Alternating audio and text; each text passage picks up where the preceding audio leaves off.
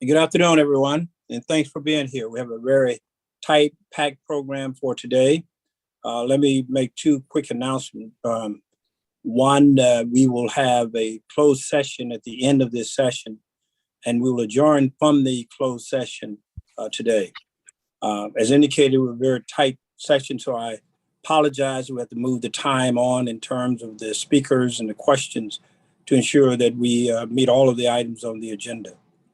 Today's agenda is one that I think, is crucial to the overall success of the blueprint. That is, how do we find in a time where we have almost a crisis and get in additional teachers, losing teachers at the same time, trying to ensure a higher degree of quality of teachers as well as a greater degree of diversity. That's a pretty tall order. And we have that order to fill in order to ensure to have the success that we anticipate to ensure the overall success of the blueprint itself. We're going to delve into that today on a number of factors, and we're going to look very carefully at a number of important questions with some of the experts that Britt will introduce in just a few minutes. Hopefully, we'll get through this on time. I think we indicated that Britt will introduce all of them at one time so that you bear with us, and he'll make one general introduction of all of our speakers so that we can ensure that we beat the timeline. So with that, Rachel, I think we have everyone here. So let's get started. Britt, why don't you go ahead and introduce and start our discussion today on this very important topic of our teachers. Okay, thank you so much, Ike. And let me just, before I introduce our distinguished guests, I want to say a word about Pillar 2, developing outstanding teachers and leaders. I think that looking back on the work of the commission, this was probably the most difficult and complex pillar to construct during our work. What we learned very quickly when we studied the highest performing systems around the world is that they had a number of common factors. And one of them was that teachers teaching in these systems was a very sought after and highly regarded profession. The teachers in these outstanding systems were well compensated in relation to other people with similar levels of education. They are thought of like architects and engineers in terms of their sort of social standing in these countries. And sadly, we know that's not the case in the United States. And quite frankly, we couldn't find a state to sort of model in building what we hope to emulate from these other countries. So we had to sort of start from scratch and try to create a structure, turn teaching into a high status profession by expecting high standards for certification and building a career ladder that was based on merit as a teacher, so that we could keep the best teachers in teaching as a career. So often, and teachers will move into administration or leave the profession altogether because of the circumstances they find in the classroom and inadequate compensation, et cetera.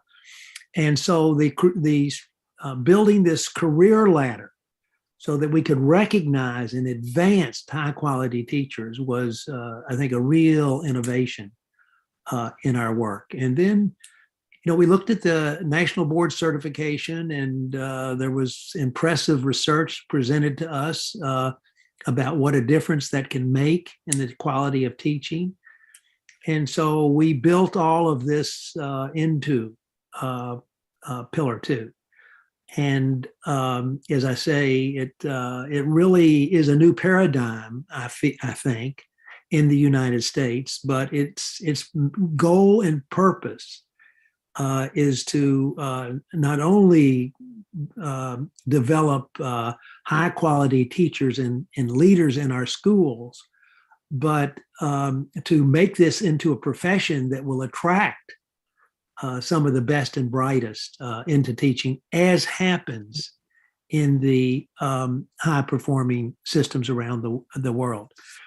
Now, we couldn't have three better people with us today to talk about Pillar 2.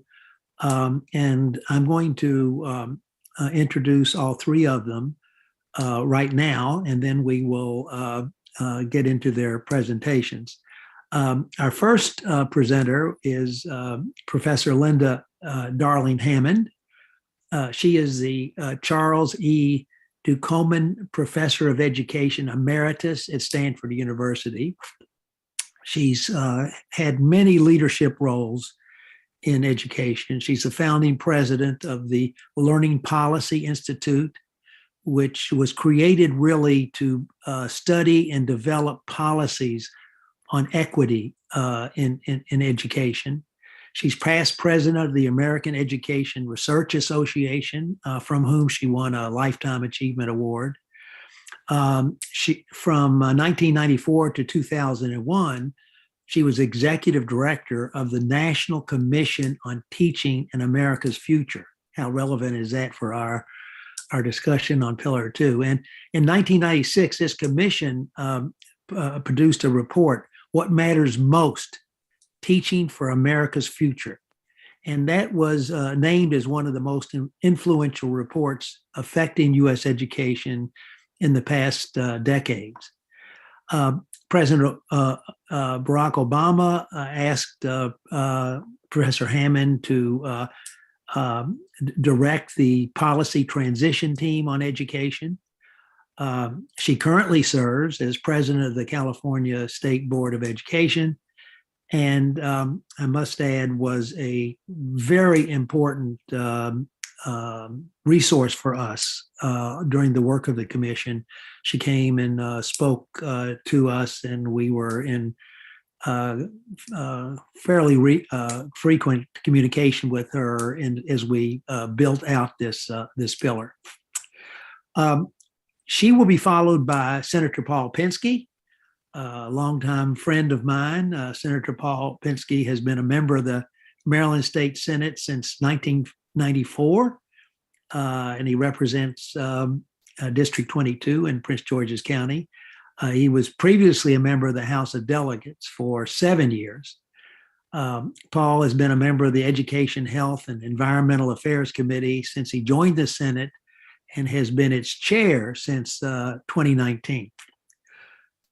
Senator Pinsky was a member of the commission and, in fact, chaired the work group on Pillar 2. And I have to say that his leadership, as I say, this was maybe the most difficult pillar to reach agreement on. You have to remember we had representatives from the business community as well as the collective bargaining units, all on the commission and represented on this work group. And Paul did a masterful job, absolutely masterful job in getting us to these, what I think are stellar recommendations that have led to Pillar 2. Paul also served on the nominating committee that was made recommendations to Governor Hogan about membership on the committee. After they speak, we will have a period of time for just some Q&A on Pillar 2 specifically, but then we'll get to hear from Peggy Brookins. Peggy is president and CEO of the National Board of Professional Teaching Standards. She also was appointed by President Barack Obama to be a member of the President's Advisory Commission on Educational Excellence for African Americans. Early in her career, she was a science teacher. She co-founded the Engineering and Manufacturing Institute of Technology at Forest High School in Ocala, Florida. She's been inducted into the University of Florida Hall of Fame and is a Florida Education Association quote, everyday hero. Among many other awards, she's received the association's Excellence in Teaching Prize. So, as I say, we have three exceptional people to speak to us today, and we look forward to our discussion with each of them. And I think, Professor Hammond, I think we're ready for you to begin. All right. First of all, it's great to see you again and all of the folks who I have crossed paths with before, and glad to be able to communicate about this big challenge that you have in front of you. I'm going to share my screen really quickly here and talk a little about, as I was asked to, about what we know about how high performing countries do this kind of work in the Pillar 2 area around teaching, and then be available to also talk more about the Maryland challenges in front of you. I did do a study for the National Center on Education and the Economy, which resulted in a set of books called Empowered Educators, about 5 countries that really make deep investments in creating a high quality teaching workforce. And I'm going to say a word about the areas in the pillar that you just described, Britt, from the vantage point of what we discovered. As you already said, compared to those in other countries, U.S. teachers are less well compensated.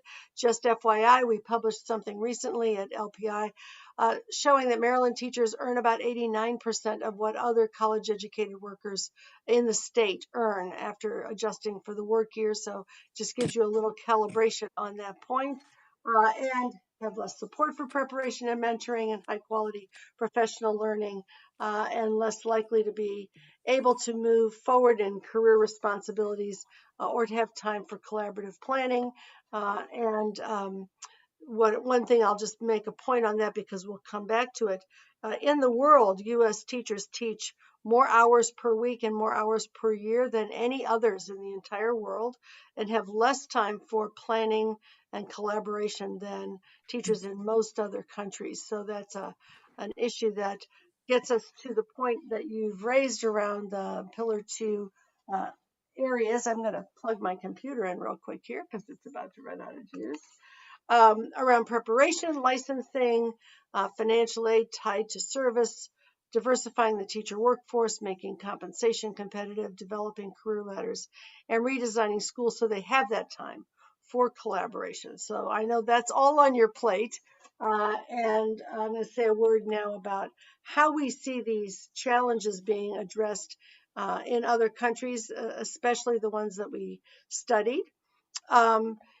We see in all of those countries competitive recruitment into teaching based on both academics and also dispositions associated with teaching. Interestingly, across the world, much more focus on a research orientation, commitment to children and the profession, interpersonal skills. There are very few programs in many countries. In Finland, they, in the 1970s, put all of the responsibility for teacher preparation in 11 research universities and overhauled their programs to create a integrated 5-year bachelor's and master's degree program. In Singapore, which is the size, these are both about the population size of Maryland. There's only one teacher education institution. In Canada, you'll find many fewer than in the United States. So a relatively small number of programs of comparable rigor and quality.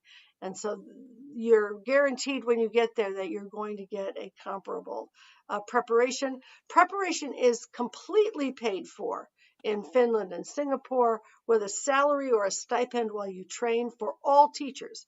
Very important because that means that you don't have to decide how much preparation you get based on what you can afford to get or how you can support your own living. In Canada, Australia, most of preparation, 80% of the cost is paid for just about everybody, and 100% for those in shortage areas. And so that's a very different context for preparation. In Finland, the exam that you take on the way into preparation is based on your ability. You get some education research articles and you have to interpret what those mean. So they want people who care about how children learn, are willing to engage in that kind of professional study. They do look at academic record, but there's not a series of tests. There's beyond the research analysis, and then extensive interviews. You'll see very much the same kind of thing in other countries around the intensity of the recruitment process. Salaries are comparable to other college degrees in all of these countries. On the wall here, this is in Shanghai, you can see the awards for teachers that are posted on the walls of schools. So highly respected profession. Singapore always talks about how teachers are the core of the enterprise for the nation. Salaries are equitable across schools and districts. They're enhanced for teachers who take on additional responsibilities. I'll talk later about the career ladders and lattices that different countries use, and there are multiple opportunities to share expertise and to lead. The difference, by the way, between sort of a merit pay concept and a career ladder concept is that the career ladder is really about developing and sharing expertise. Merit pay is about giving bonuses to a few people, but not about building the expertise of the profession. And so I think that's an important distinction that you'll see in these other countries. They do aim for profession-ready teachers, and what you see typically is that the clinical master's degree program is becoming a norm across the countries that we studied. And some have some undergraduate preparations still in place, but it's gradually moving towards the master's degree being the dominant strategy. Professional standards of practice, many of them derived from the National Board for Professional Teaching Standards in the United States, has traveled and now guide preparation, very much research-based and research-oriented, so that teachers can come out and engage in action research in their classrooms, focus on content-specific pedagogy, a lot on how children learn and develop across all the areas. You'll see a lot of emphasis on social and emotional development of children, as well as academic development in the preparation standards and pathways that people experience. And teachers learn a lot about curriculum, how to design it, and assessment, and how to design it, because curriculum and assessment are in the hands of teachers in these countries. They learn and practice with expert mentors.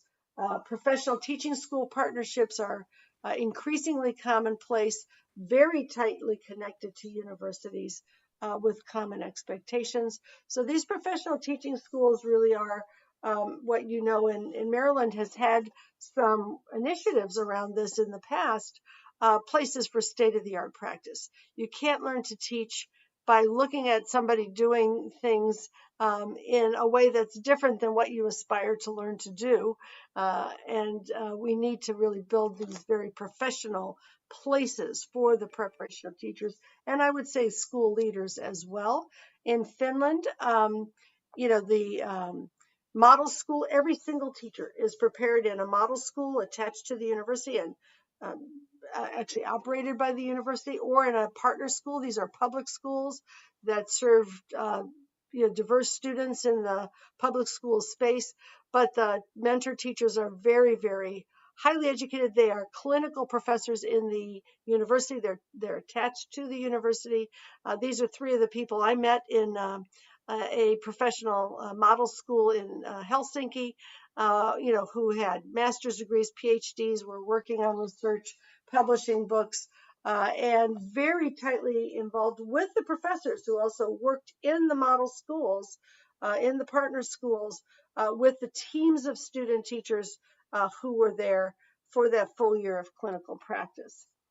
Induction is available to every single beginner in these countries, guided by trained senior and mentor teachers. And again, this relates back to the career ladder that I'll talk about in a moment, because every school has trained senior and mentor teachers. A model in the United States that you could look to is the peer assistance and review model that some districts have taken up, where There are a cadre of mentor teachers who are selected and trained across content areas. They're available for the induction of beginning teachers. They also are meeting as a network of mentors, so they're getting better in that craft of mentoring, and they're also available for support for teachers who are struggling in some way or are in need of assistance.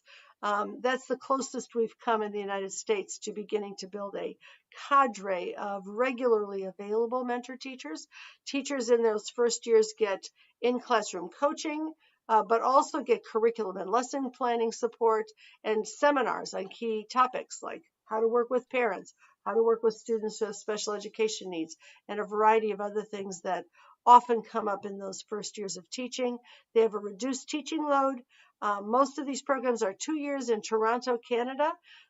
They are 4 years. And in Toronto, which is a very large, diverse, multi-ethnic, multilinguistic city, 98% of beginning teachers are still teaching after 4 years.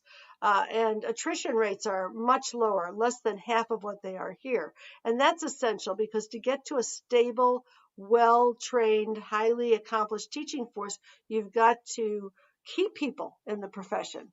And so the ways they come in and the ways they get supported that allow them to stay in the profession at much higher rates are also reducing what the need for additional supply, reducing the likelihood of shortages as well.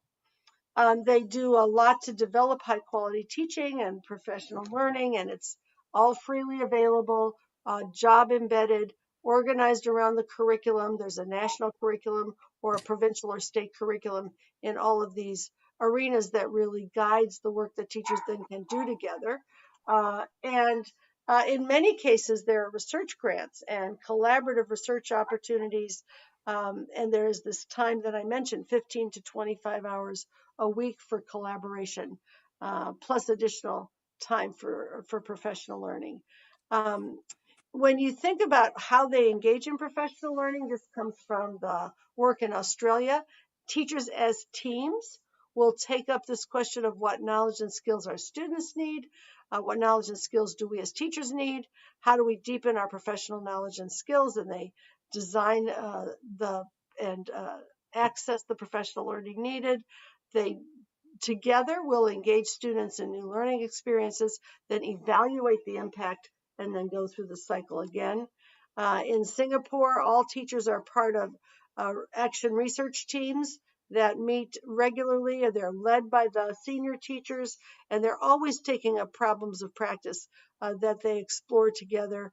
Most teachers in Shanghai have published at least 3 articles in the professional journals that teachers share with each other, and are connected to the research community in Shanghai. The time for professional collaboration is much larger, as I noted.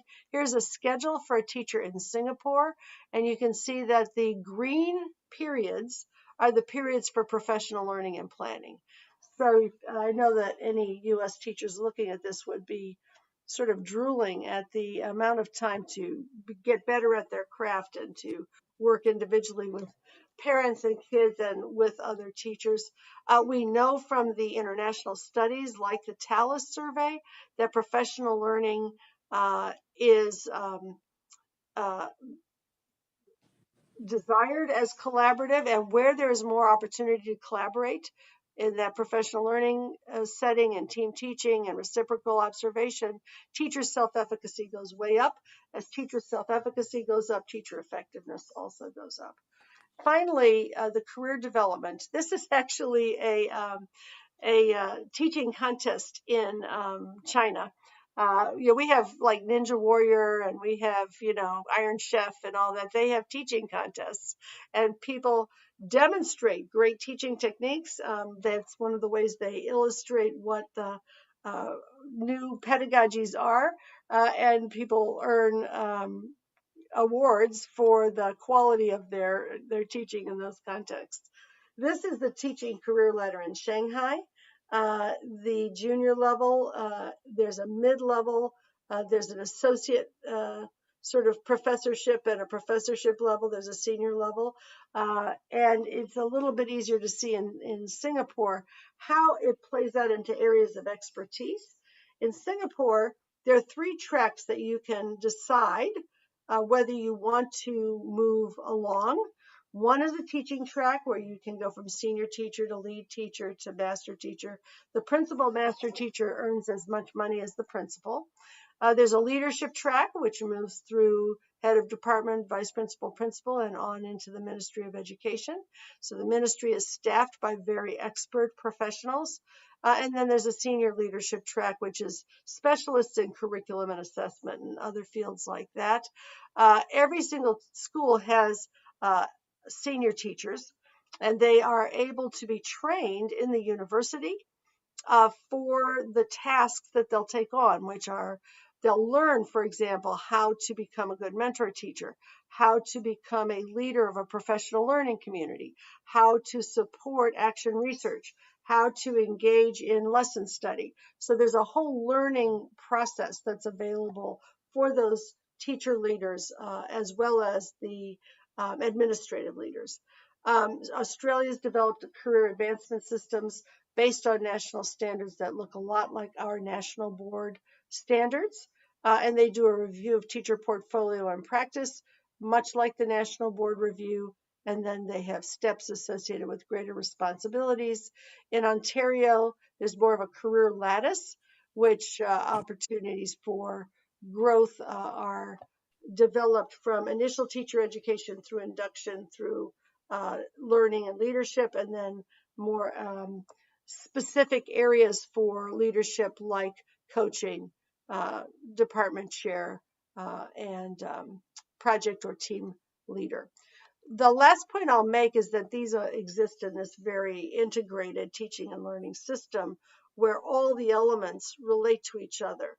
The way in which teachers are recruited and prepared and inducted and supported for learning and appraised and developing leadership and is linked to the curriculum and assessment system, the school funding and organization system. And I would say that's the plus, and that's the possibility and the opportunity that you have. And it's also the challenge of creating this very integrated approach. If I were to come back to Marilyn's agenda, I'll just make a couple of quick points. One is that in improving teacher education, it's critically important that the strategies include an approach to accreditation in the state, the accreditation of programs, that does call for an integration of the coursework and the clinical work in the settings that illustrate that high quality clinical work. That's probably the single most important thing. That's a lot of things you could do to improve preparation, but that the power of that kind of coherent approach, rooted in a professional development school or in a partner school, where the university and the partner schools are working closely, is just the highest leverage piece of that. Around standards for licensing, very important that they reflect things that really matter. Performance, the preparation to actually be able to practice in teaching. There are lots of barriers to licensing. It's important to clear out things that are not related to the capacity to teach, so you don't have unnecessary barriers, but to lean in on ensuring that licensing is connected to that capacity to teach. Financial aid is hugely important, and it's completely related to number 4, diversifying the teacher workforce. If you want to diversify the teacher workforce, the first thing you need to do is make it absolutely affordable, preferably free, to become a teacher, so that the many, many people who would like to become teachers are able to afford to do so. Debt is much higher for candidates of color.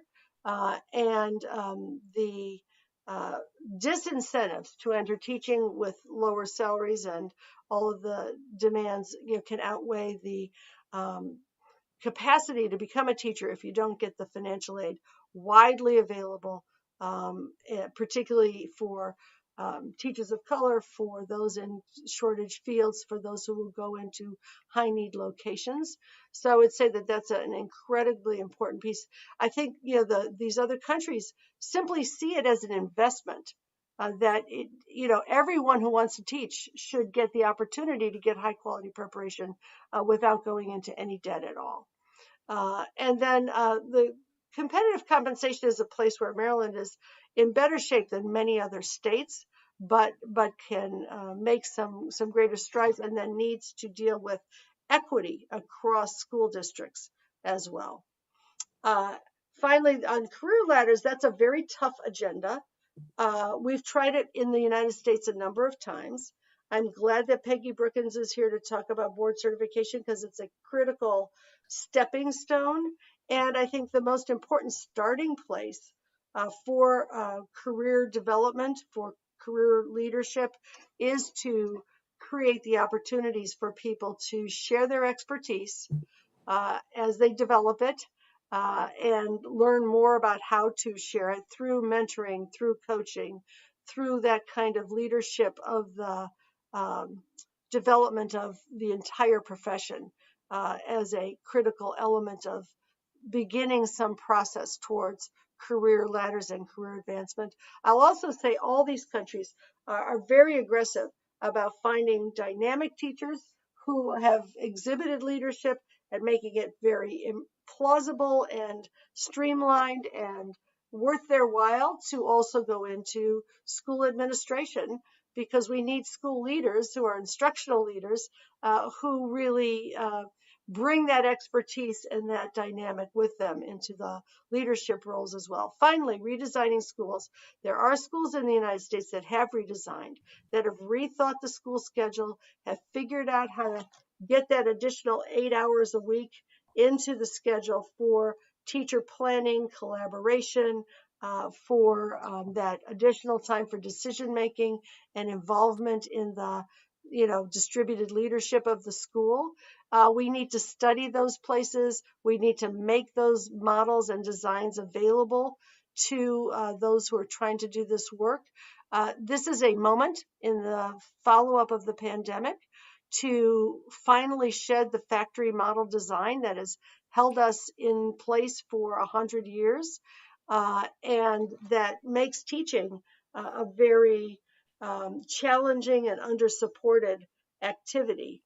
And that's going to require really stepping back from what we have inherited, looking at the models that have evolved in some parts of the country for new designs, and taking both state action to make those possible, and then local action to allow educators to reinvent the design of the school. And I will stop there and stop sharing my screen. Okay, thank you very much. And we're going to come back after the next speaker and be around for questions at that point in time. I think we're ready for Senator Penske. Britt? Great. Thank you, Ike. Pleasure being here in front of the AIB. You've heard from Linda and her work on benchmarking, international benchmarking. We utilize Mark Tucker and NCEE also on benchmarking. So for much of the first year of our work on the Kerwin Commission, we just wanted to understand what the best practices were internationally. And then in the second year, we started to talk about what would they look like in Maryland. We didn't want to blow up our system. We have some solid foundations. We didn't feel constrained by that, but we wanted to take some of those lessons from the international world and see how they would look and how we would apply them in Maryland. And that took a long time. The other factor we had to deal with was we didn't have a blank check. While the state had committed to putting in a significant amount of money and investment, and part of the understanding was the state would give a lot of investment of resource, but the local jurisdictions had to have skin in the game. So they were going to have to make a contribution as well. So we had to sort of, in the back of our mind, understand that we couldn't make the perfect system, that there were some limitations. So our goal in year 2 and actually year 3 was to how do we apply this general knowledge, this general theory, these general successful practices to our state of Maryland. And of course, raising the status of the profession, as Linda's spoken about, improving working conditions, salary, increased time for collegial work, using performance-based incentives, all of that were the things we looked at. And, you know, we also talked about higher standards to enter the profession. And as we spoke about, and I know Britt was one of the first who talked about it, was to some that's counterintuitive. When it's difficult attracting teachers, you raise standards. Is that going to make it even more difficult to attract teachers? But there's a counter argument to that, and that is when you make something special and a challenge to enter, sometimes that actually attracts more people. You know, in the early stages of Teach for America, and I'm not a fan of their model, but they attracted a lot of bright young people. Now, they didn't stay in it as a career, which we want to change and transform. But sometimes when you set higher standards, it actually makes it more challenging to people, and some of our brighter people will come in. So that's what we were faced with. So Rachel, if you could put that slide up, if you would. Thank you. I'm going to go out of order here a little bit. The teacher prep programs, if you go to the third bullet, we knew they had to change. They knew they had to make some changes as well. You know, in some schools, and there's been a transition, so I don't want to speak in absolutes. You know, student teaching, as it was called, and now it's called practicum in many ways, could be 6 weeks, 8 weeks, whatever. The problem is when you go in for a short period of time, particularly if you go in the spring, we'll say March and April, you miss that first week of school when you're setting down rules and procedures and getting kids trained and understanding expectations. You also miss the day or two before the Christmas, Hanukkah, winter break when things are chaotic. And part of student teaching is to understand what a full year is about. So one of our conditions for changing the teacher prep programs was extending the practicum to a full year or nearly a full year. And I know what a full year is being discussed. But the idea of having more time, we felt was very, very important to understand how kids grew, how they learned, how you set the framework for a classroom, and also have these young people who are preparing for teaching understand whether it's the field they want to go in. We also said, look, it doesn't have to be in the same building for 10 months or 9 months. We actually encourage diverse settings. Let students be in middle class, predominantly white or upper middle class white communities, but they need to be in diverse settings with Black and brown students, high poverty, concentrated poverty. We also recommended changes in curriculum. There's some areas that just weren't addressed, and we thought they were very important to do. And so that was another focus as well. The other thing is an exit assessment that was based on performance, not just on a paper and pencil test or a computer test. There are a couple of them around, EdTP as one of them, and some of the colleges in the state, teacher prep colleges, had already shifted to having the requirement of a performance-based assessment. And that assessment, and I'll go on in a minute, is based on performance and reflecting on your practice and then changing your practice, which is a key component, as you'll hear, I believe, from Peggy Brookings in just a moment. It's also a key component of national board certification. And many other people have really focused on it and use that as an anchor. So changing the teacher prep programs and bringing them to the table, and they testified frequently. So that's going to be transformed over the number of years. And as many of you know, this is a 10+ year phase-in. And with it being vetoed, it pushed it back a year. And then with COVID, where we once thought students would be at one point, they're now at a different point because they simply got crushed, as did teachers and parents, during that year and a half or so or 2-year time. We also shifting on to scholarships. Look, fourth bullet in front of you. as Linda talked about, getting young people, particularly a diverse potential teacher population, into teacher prep programs was paramount. We would like our teachers to reflect our society. There are a lot of great students with high GPA and or SATs, and we want to provide room, board, tuition, everything. So students leave without being in debt. But the condition is obviously they work for 4 years in a program, and we think 4 years is fairly appropriate, not just because it equals a 4-year undergraduate degree, but it's one thing to teach a year or two and then leave. But once you've actually placed some roots in a building, in a community for 4 years, we think it's a greater likelihood that you'll be retained. And I think in the early years, it was either $3 or $4 million worth of state scholarships. It actually builds to $18 million in the out years, which is pretty significant. Now, in terms of compensation, which Linda spoke about and Britt mentioned as well, we benchmarked in the United States with a number of states, Massachusetts, Connecticut, New Jersey, I believe. And we found, and also benchmarked with other careers, engineers, architects, other fields. And we found in Maryland, we were 10% behind these other locales. So one of the pieces of the bill says during 3 years, we've got to close a 10% gap. But that's not just a straight 10%. That's above and beyond the normal cost of living, because other job salaries are going up, other school systems in other states are going up. So we didn't set 3% plus 4% or plus 6%, because we didn't want to obviate the need for negotiations. And unfortunately, one side would say that's a floor and another would say it's a ceiling. And that's a complicated problem. But I must say, I have heard from jurisdictions where understanding when that 10% over 3 years kicks in and whether it's actually supplanting a local's cost of living raise. So that remains a problem.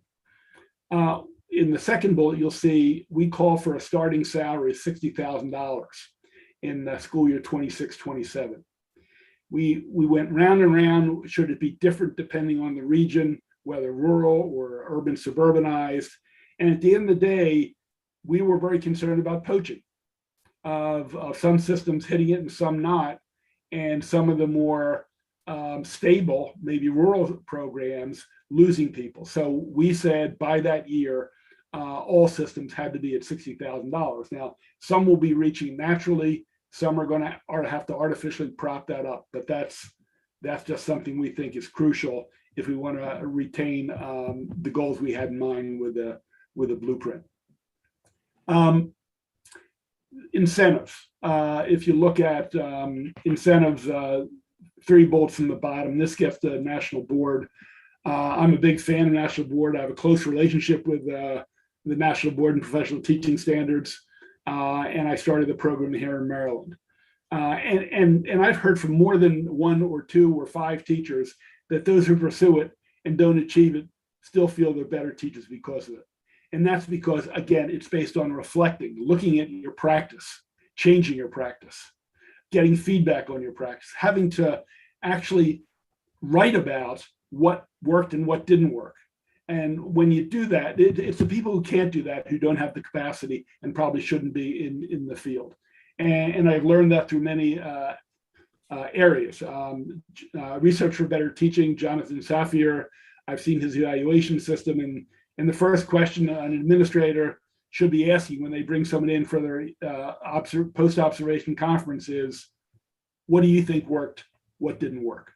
To let them reflect on understanding whether they knew it was a terrible lesson and why, or that it did work for this reason and that reason. So national board, based on reflection, we put paramount into our program.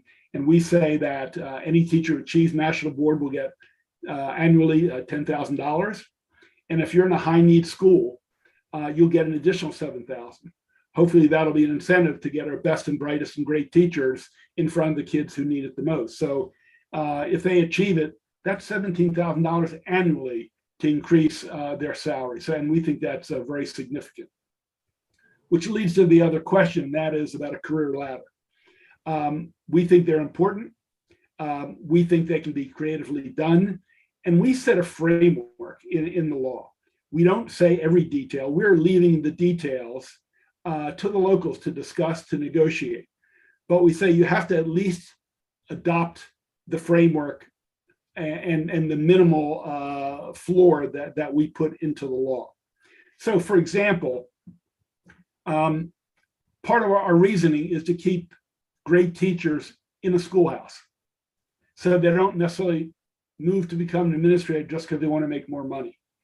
So part of the career ladder is advancing and more responsibility and more salary differential with more responsibility and maybe less teaching. So in other words, in the first 3 years, you might have a full teaching schedule. But then after that, you might have 1 or 2 periods a day being a consulting teacher or a mentor teacher.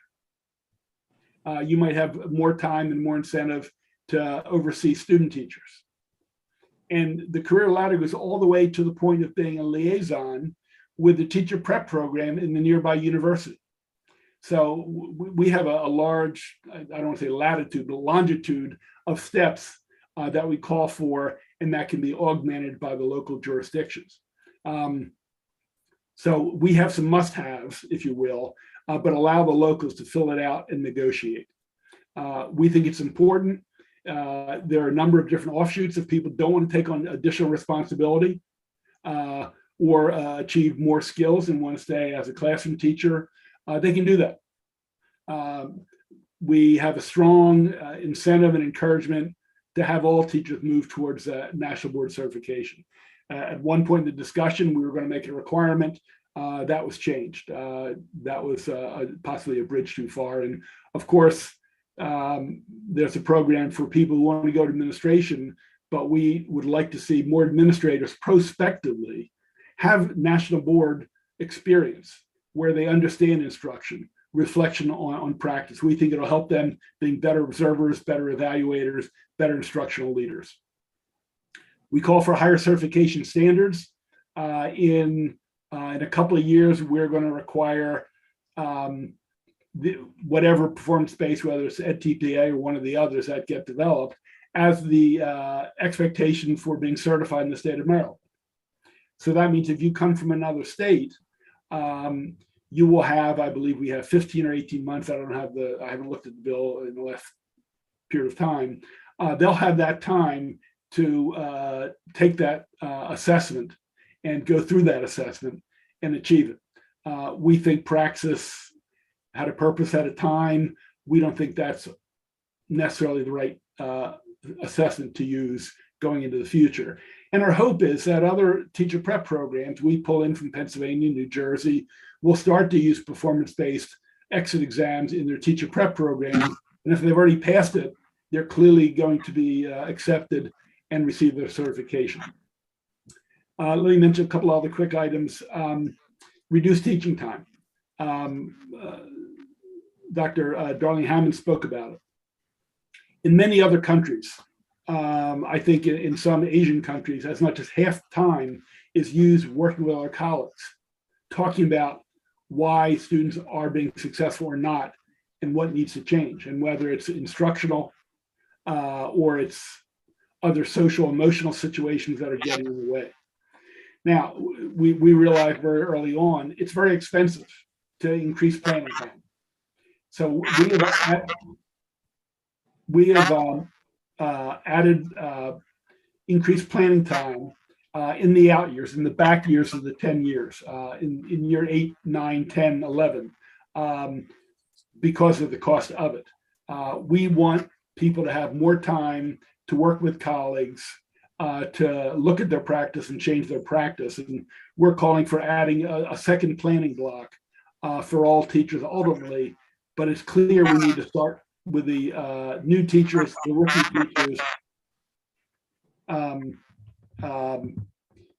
first. The people who are barely treading water at the earliest period probably should have a smaller teaching schedule and more time to work with their colleagues.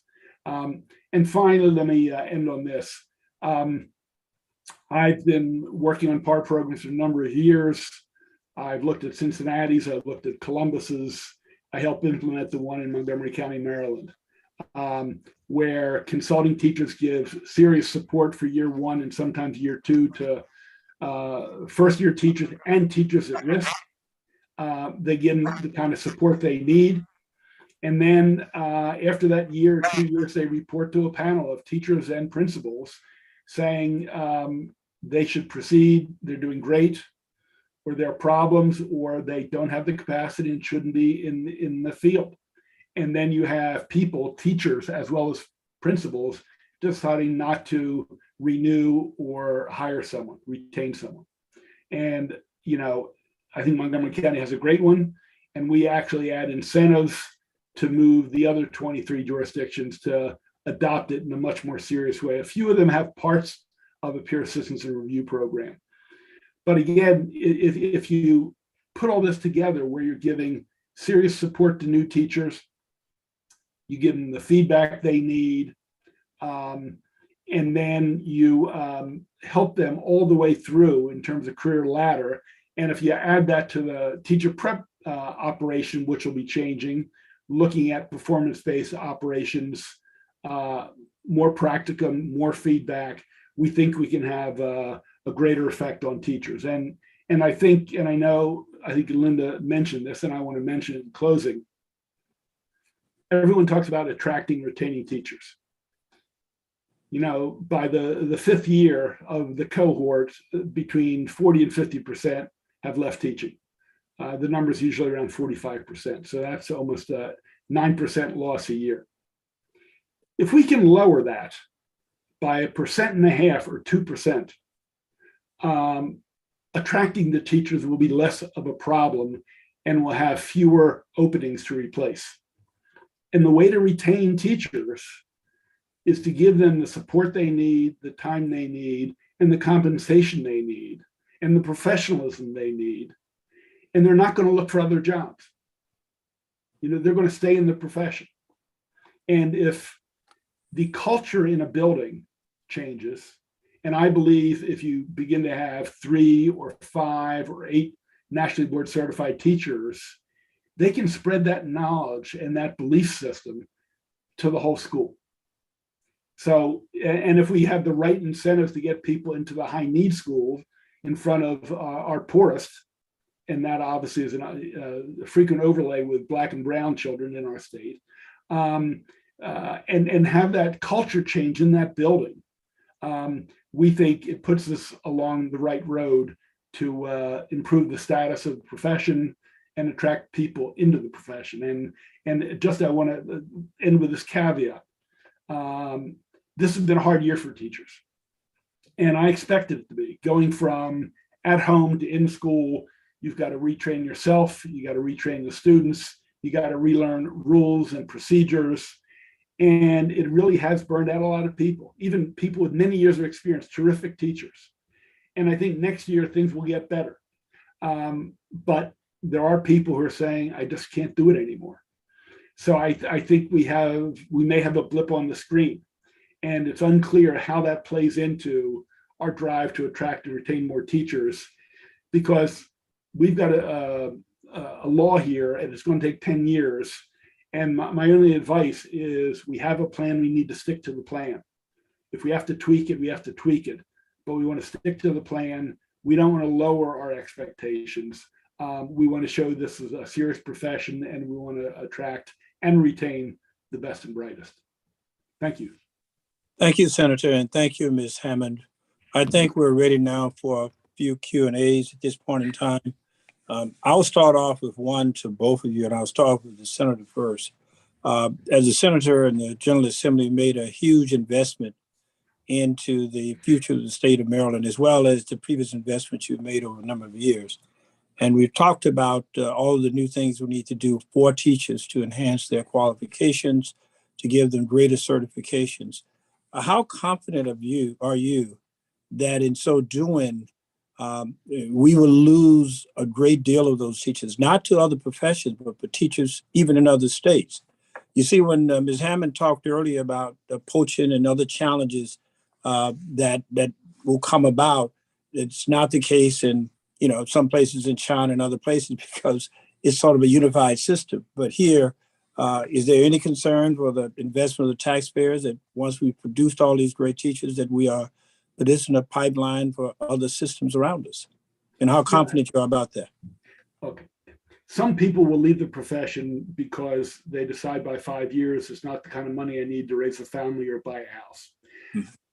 I'm less concerned about losing to other school systems because the more we educate of what is on the next pathway, next year, next 3 years, next 5 years, I think it's exciting. Unfortunately, and I spoke to a teacher about 3 hours ago in our state, in my county, in my district, and she's a national board certified teacher. She didn't know about the elements and the incentives for national board teachers. So even some of the things in the law have not filtered down to the teachers. And I think we've got to do a better job of letting people know that for a nationally board certified teacher, they could be making $17,000 more dollars. Now, they're already getting $5,000 from Prince George's County. So it's an extra $12,000. Some teachers don't know that. Some of the new teachers don't know that they will be getting support, more support.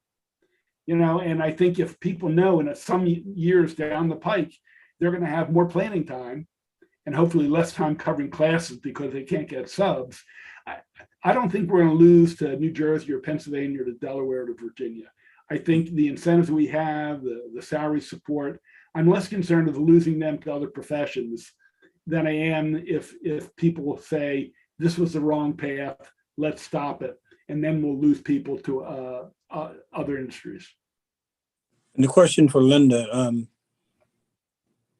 that 89% of the competitive educational salary range that you've described and the changes that Senator Pinson made suggested a moment ago, are you confident that that will be a significant enough incentive to really move the needle to some degree based on comparison to other places? Yeah, I think that, salary-wise, you would be in very good position. And I'll also note that salaries are not the only thing that keep teachers in the profession. And I think Senator Pinsky already reinforced that in multiple ways. But if you look at, we just recently published from the Learning Policy Institute what the salaries are across the country. And DC is at the top, but a lot of people, they still have shortages. A lot of people leave DC for Maryland because the working conditions in a number of places have been viewed as more supportive during various periods of time. So I think that, yes, the salary plans you've made are the right, will be a strong attraction. The attractions to keep people supported in their early years of teaching will make a huge difference because that's where we lose most teachers. And then I think the other piece of it is creating the working conditions that, make people feel supported. I, by the way, was planning to be here until about now, and okay. I have Let's to see leave any other in about you have 5 to go. minutes for another. All right, let me take another question to you directly. Why don't we go to that, Rachel? Any direct question to Ms. Hammond at this point?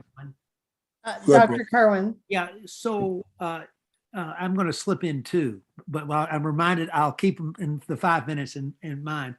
We have a very ambitious plan here for teaching. Yeah. We also know, as both of you mentioned, teachers leaving the profession. Do you think what we've built here is achievable, or what we've planned here is achievable? Can we turn this around?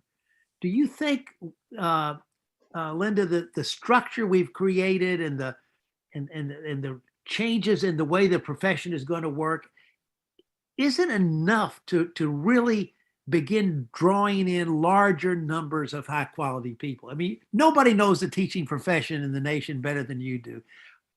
Is what we're doing going to be attractive enough to people in this environment? I think if you can improve preparation in the ways that really enable people to be effective, keep the focus on performance, and improve the compensation, that will all make a great deal of difference. I will tell you that there are two areas of the plan that I think are the most challenging and dangerous. And Mhm. I'll just give a word about each of those, and I'm glad to work more with the committee if there are places that would be helpful. One is on the career ladder. We've had career ladders come and go over many, many iterations in this country over more than a century. And there are lots of reasons why they often end up getting, defunded at a moment in time or whatever.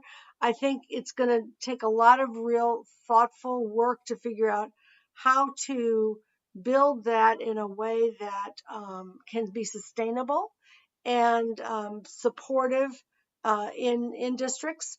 I think starting, as I said, with national board certification is a really good move. That is something that can really, and then finding ways to share expertise. That it's a huge redesign of everything to do that. So we have to think about it very holistically. And then the other place is the redesign of schools to get collaboration time. There's a bigger redesign needed to afford and embed the collaboration time than simply paying for more time. And that's a long conversation. But our schools, for example, in other countries that have more collaboration time, usually 70 to 80% of education employees are teachers. In our country, about 50% of education employees are teachers. So there's an entirely different staffing model that they use. They design the way in which kids and adults are together differently than we do, as well as the time in which teachers are together and what they do with that time. There are some schools in the United States that have redesigned in ways that I think are affordable and will also provide the kind of productive collaboration and distributed leadership, time, the shared decision-making time. And I think we really need to dig in and look at those because if you just say to people, add on to the factory model, a new piece, it is likely not to be affordable or successful. So that piece, those are the pieces where I think there's probably the most challenging work to do. Offline, could you point us to some resources Yes, that would absolutely. help us on both of those? And we obviously like to come Happy back to to you. do One, that. one last real quick question. We've put a lot of stock in this 1-year practicum. But I think Senator. That's a good place to put the stock. Okay. Thank you That is for it. saying That that. is huge. Thank you. There's been That some is huge. pushback on that. And I think Paul has articulated its value Yeah, very it nicely. is But I one of wanted to the get your. most important things we should do, and you should definitely lean in on that. Teachers should start, they should have at least 1 year where Right. they are in the classroom from beginning to end, that full year with an expert mentor or in a professional development setting. That will transform the capacity of teachers to teach. And when people come in and they are more rooted and more effective, they're likely to stay. So I think that's a great, great place to lean in. Good. Thank you so very much, Linda. All right. We Great got to some other see you all. questions, and Good luck. but Senator Pensy, I hope he's still with us. So you there, Paul? I am. If I could, let me just mention something to Britt's question about will this work? Can it work? And I'm going to go into one of the other pillars. A lot of teachers, particularly secondary, are interested in their content. But as a teacher, you have to deal with other social and emotional things in a classroom, including discipline.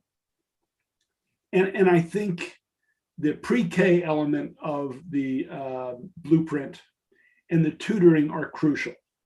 I think the more we can get young people up to grade level by grade 3, where they don't get alienated, because if you don't know how to read, you don't pay attention.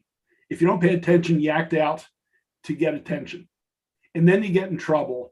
And it's clearly the beginning of the school to prison pipeline. We have to break that.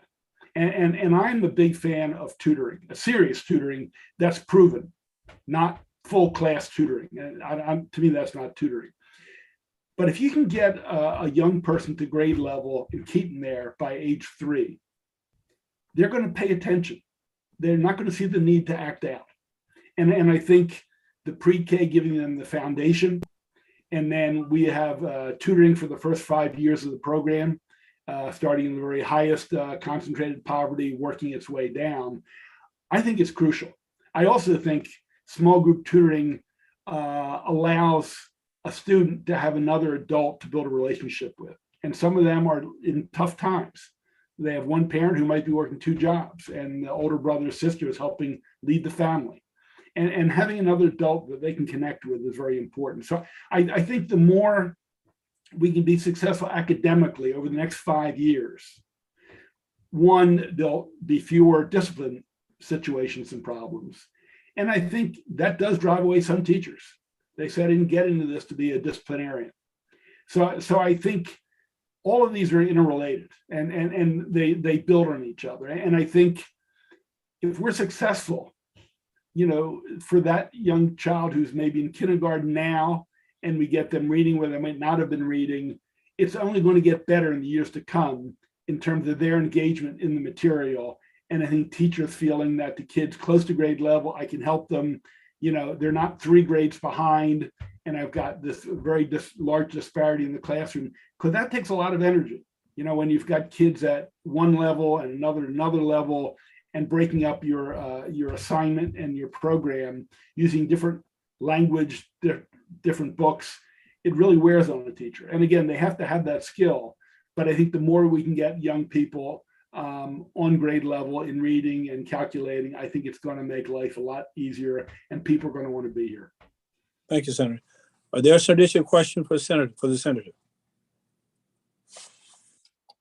Yeah, Mr. Manko? Hey, Senator Pinsky, I wanted to ask you a little bit more, just from your kind of vantage point and your expertise, about the redesign of the school day, because I think this is a really, really critical piece of the plan. I think, as Dr. Darlene Hammond said, I think this is a very heavy lift, just moving away from this kind of fixation on the factory model, and wanted to just get your expertise or suggestions on how to break through some of these bad habits, how to get people thinking out of like, this is the way we've always done things. What do you do in order to actually get movement in practice, in scheduling and the way people are kind of envisioning what the school day could look like at, all of the schools across the state?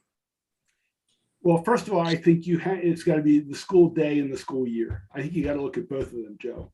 And I think you've got to offer some models, 2, 4, or 5, to start discussions in each school. And this gets back to what Linda talked about, distributive leadership. You want the staff to talk about it, to learn about them and say, this would be very cool to try in school X. What would it take? So I think you need some education. And then I think you need some resources to incentivize trying it. I mean, I'm a big fan of year-round schools. I think, the 10-week gap for students, it's too much learning loss. It's based on the old agricultural model. Well, the kids are not working in the fields by and large. Some are. Whether you have 9 weeks off and 2 or 3 weeks on, or 9 weeks on and 2 or 3 weeks off, coordinated with the winter break and the spring break, there are ways to do this. And I know one school in Northern Virginia, during the breaks, they would actually offer school, but make it like a camp for people who couldn't afford childcare. They do experiments, but they make it like Harry Potter-ish, where kids thought, but they're learning science, so you can make camp fun, but there's a price tag to it.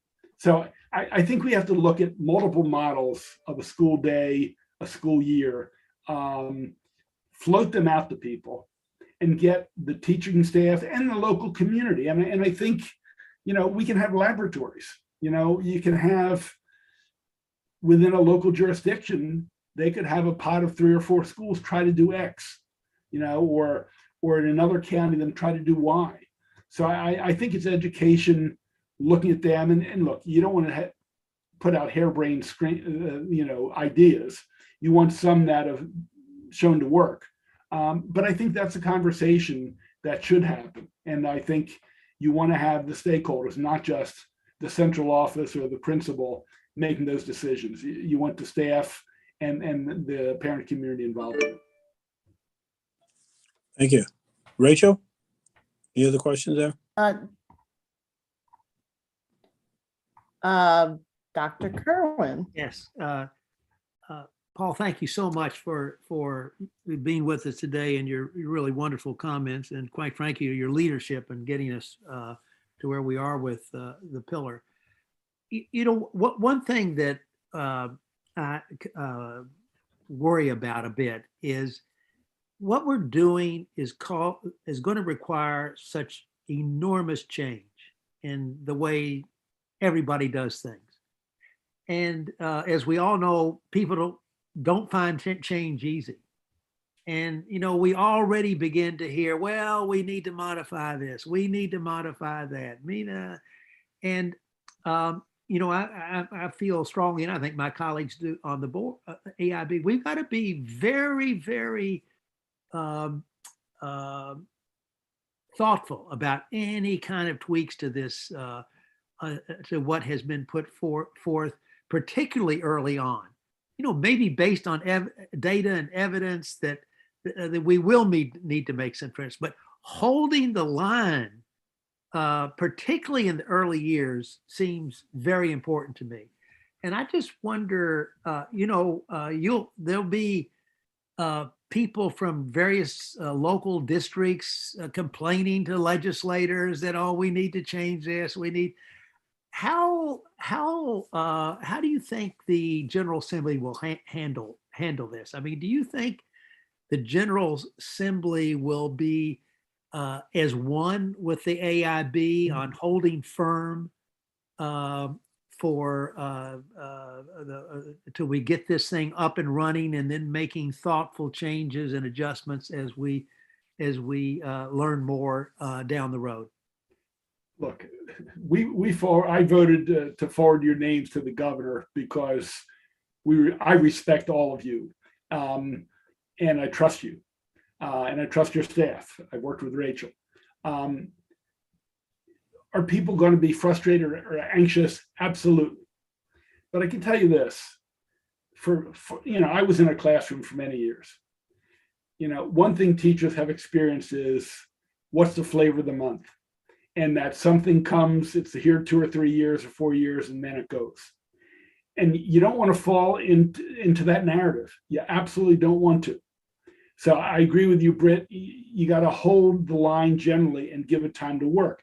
Now, if there is a hue and cry that comes from Dorchester and Anne Arundel and Montgomery and Garrett, and teachers everywhere are saying the same thing, this can't work, you got to listen to it. And right. So I think, if they're, but if it's just from one segment or one narrow band, you got to be careful and you say, let's give this a chance to work. Until the plans, you got to finish your plan. The locals have to develop a plan.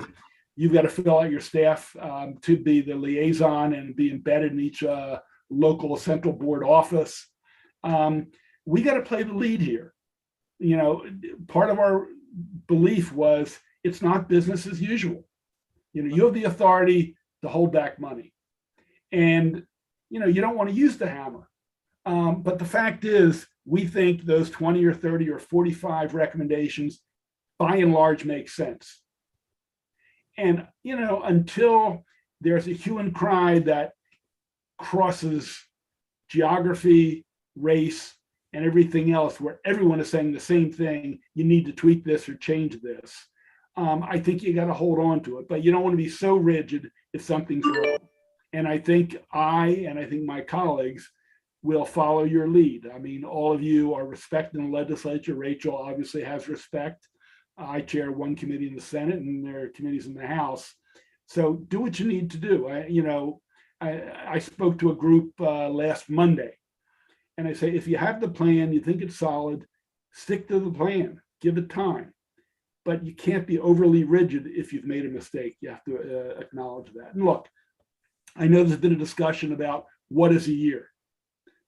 I understand that. If it can't be 180 days and it's 150, it is what it is. I mean, if the college students are gone by June 15th and you can't force them to be that extra 15 days, it's intent. And if we have to change the language, right. Excuse me, we'll have to do that. Yeah. The point was to go, we don't want 7 weeks. We want most of the year. Basically a school year, yes. Right. And I think that intent, and as I said, with the 10%, I think there's some funny business going on, that some locals are not seeing that above and beyond an honest cost of living. So you're going to have to intervene when things aren't right.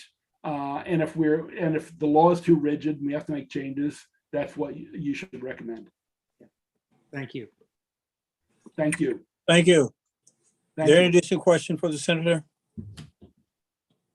If not, Senator, I want to thank you for your participation today, but more importantly, for your ongoing efforts over the last couple of years and really throughout your entire life in public service as a teacher and as a state legislator to help us not only in this, but so many other important things around our state. Thank you so very much, and we look forward to talking to you, and we call upon you again soon. Thank you. Thank you, Mr. Chairman. Thank you. Yeah. We're going to take 10 at this point. Rachel, I think it's 2:49. Let's get back and start precisely at 3, and we'll pick up from there and go forward for the rest of the discussion. Okay? Right. All right.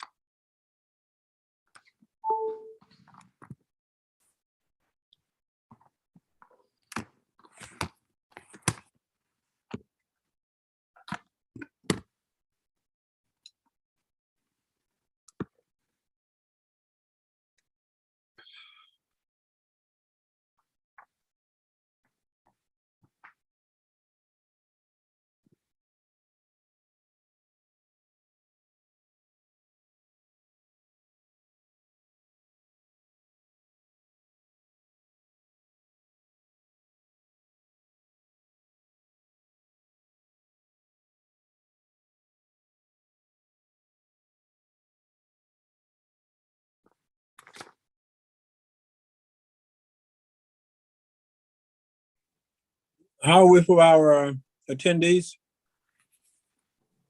We're just waiting on one. Okay. There we go. We've got everybody. Okay, I think we're ready to get started on our last discussion for today. So Britt, why don't you go ahead and get started with this piece of it as well? Sure, yes. So I think we've done the introduction, so we're very ready, looking forward to hearing from Peggy Brookins, who's of course President and CEO of the National Board for Professional Teaching Standards, something that we've put a lot of stock in with our pillar, and we look forward to hearing from you. Thank you. And Rachel will be driving my slides for me today. I really appreciate being here to talk about the National Board and prioritizing National Board as part of the Blueprint for Excellence. Rachel, if you'll go to the next slide, I just want to do a quick little background and then, get into some detail and some research and then go into kind of a Q&A at the end. So I'll start off just by, talking a little bit about the National Board. That we are by teachers for teachers. It relies on the professional judgment of expert practitioners to determine what accomplished practice looks like. We know that this certification is a voluntary advanced credential that shows that every teacher who's achieved this is an instructional expert in their grade level and in their subject matter. You've heard this said before by our two colleagues that went before us. It's a performance assessment. So achieving National Board certification is based on a teacher's demonstrated ability in their own classroom. It's based on videos, student work, and their written commentary. And there are 4 components to this process. Component 1 focuses on content, knowledge, and pedagogy. And it's an assessment that is done by selected response and constructed response. Component 2 is differentiation and instruction. Component 3 comprises 2 video entries of the teaching and learning environment. And then component 4 is the effective and reflective practitioner, which has a real focus on data literacy and assessment literacy as part of that portfolio submission, as well as how you collaborate and work within the community. And all of these components, teachers submit student work, the videos themselves in the classroom, and their reflections on their instruction. Through each part of the portfolio, teachers show that they know their students and how to use these strategies to advance student learning, which is at the core of everything that you do going through board certification.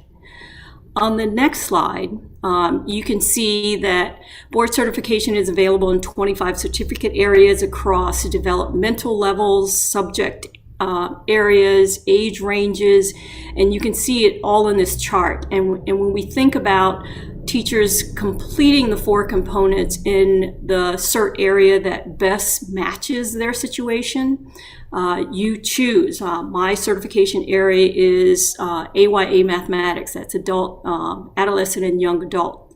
So as a high school teacher, when I was teaching, that was the bulk of my day, well, all of my day, but the bulk of my day in the certification area that I chose.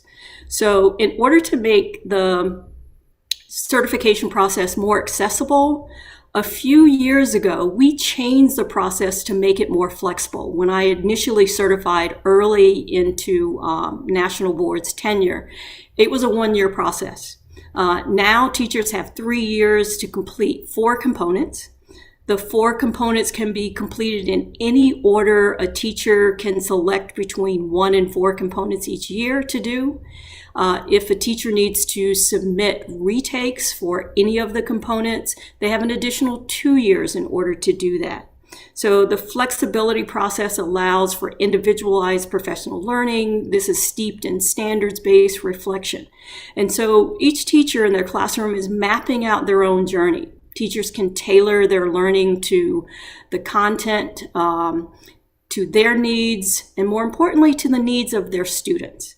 And the Blueprint will give far more teachers this opportunity in order to have access to this particular process.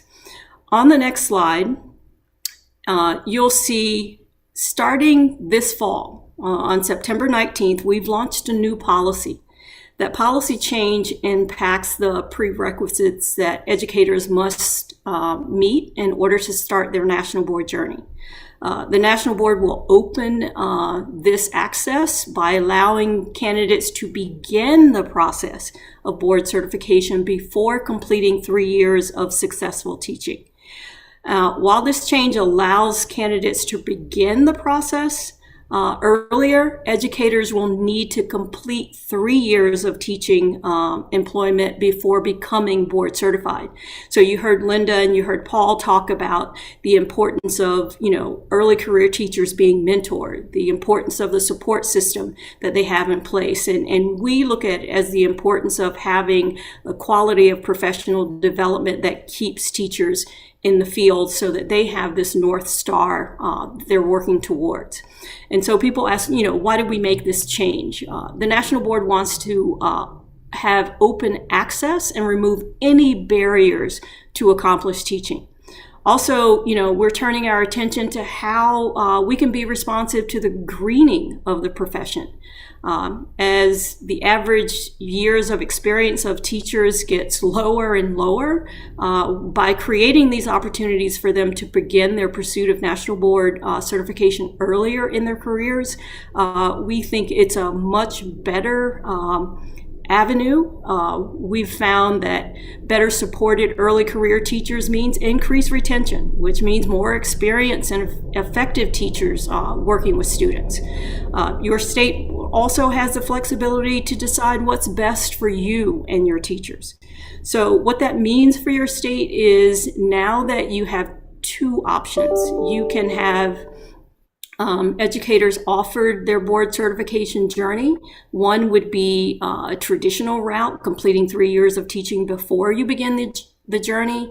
And the second would be the new route that they can start before they've completed those 3 years, but will not certify until they have actually completed 3 years. On the next slide, well, I just want to talk a little bit about research. We've got 2 decades of research to show that students taught by board certified teachers learn more and more deeply than their peers.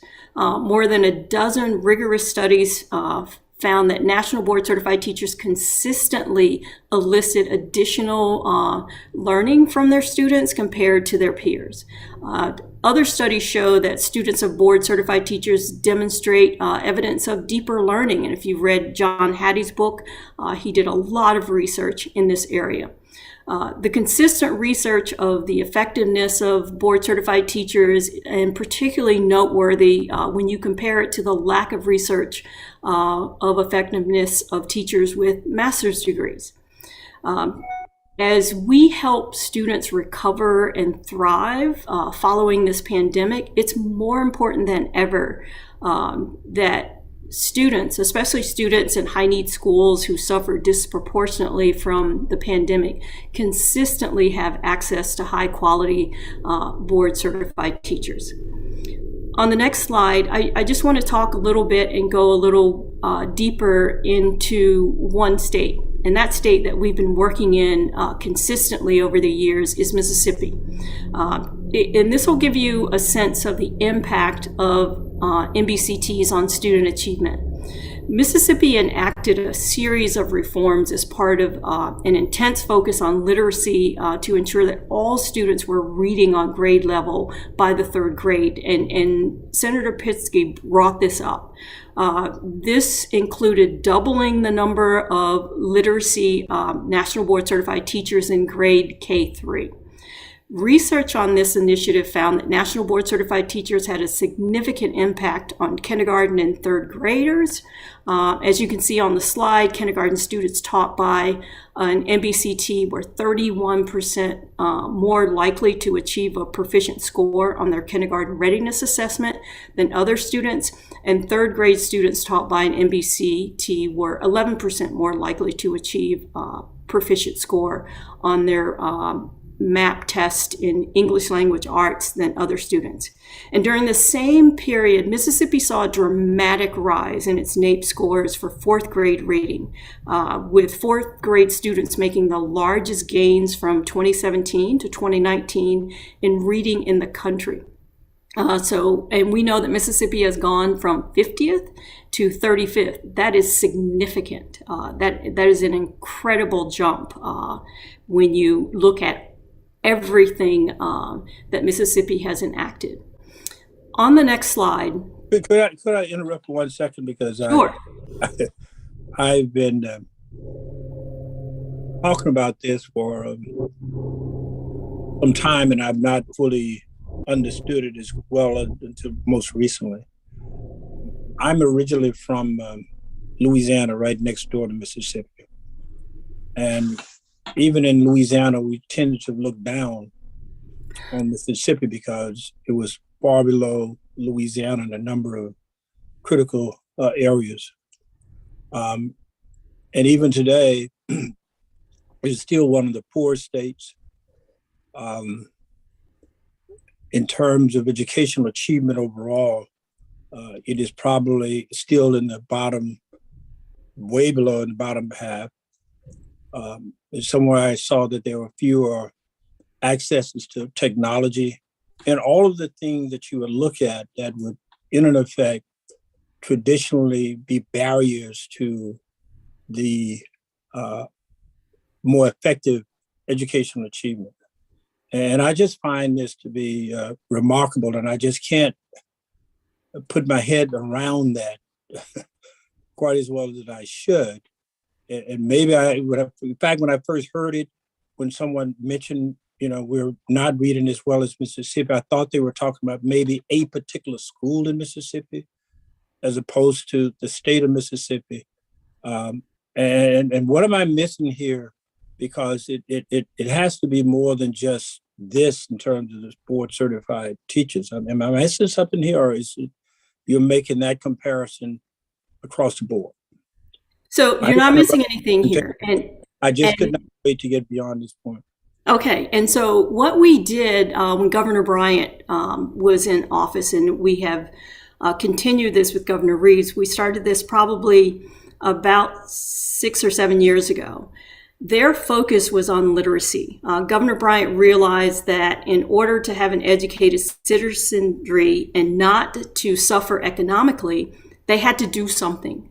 People had to be able to read, and reading to them and to Governor Bryant was, because you have a large swath of the Black Belt going through Mississippi, is that, what can we do?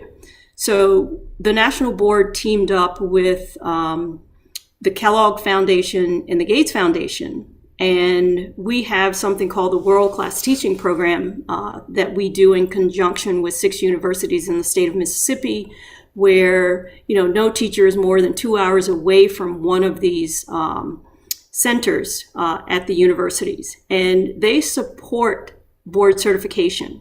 We went in, we have been working with them, we have instituted online support, in-person support.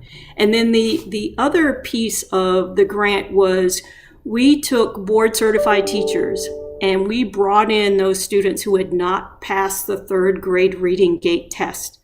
We put them with nationally board certified teachers in literacy for a 5-week intensive session. And after those 5 weeks, 85% of those students, just after 5 weeks, passed that literacy assessment. Not only did we do that, we had teachers that we did professional development with as they looked on. So they gained more heuristics just by looking on. But at the same time, we did professional development with them after we finished with the students.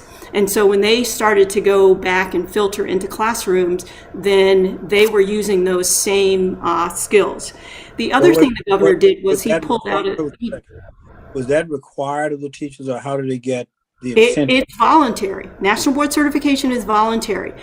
What the governor did was he challenged every teacher in the state to become board certified, and he would give them a $6,000 raise. Then he challenged them to go into there are a series of counties, there are 19 of them, that they would get an additional incentive to teach in those counties. And that's when we began to see this major change in the scores for the state of Mississippi. Consistent with what we are doing, or at least we propose to be doing here in Maryland, right? At the schools that are Yes. challenge schools. Exactly. Yes. Thank you. I just had to interrupt you because it was just such Oh, an no worries. eye opener for me. So I apologize. Okay. On the next slide. Wait a second. Since I interrupted, are there any other question related precisely to that point? If others had a question on that before we go on the Mississippi question. I mean, I just wanted to clarify, and I'm definitely not the expert in this, but I think this was also coupled with a lot of focus on the science of reading. So there was a lot of retraining for teachers in the science of reading across the state. So I think, you know, it's not the national board process is a part of this, but it's really part of a package of reforms that were education reforms instituted in Mississippi that led to a lot of really, really powerful things. Yes, and we primarily focused on literacy because that's where the governor's focus was. Okay. On the next slide, the National Board certified teachers have had an impact on student achievement because they go through this certification process that changes their teaching. As they go through the process, they think about their own teaching, how it compares to National Board standards. Teachers change their practice just by reading the standards. We received a seed grant, and one of the studies there said that teachers who even just engaged in reading the standards and reading the 5 core propositions, 60% of them reported adjusting their lesson plans immediately after engaging with the standards. 54% had a deeper knowledge of their content areas, saw how necessary that was, and 50% used data in ways to assess student progress that they hadn't realized prior to that.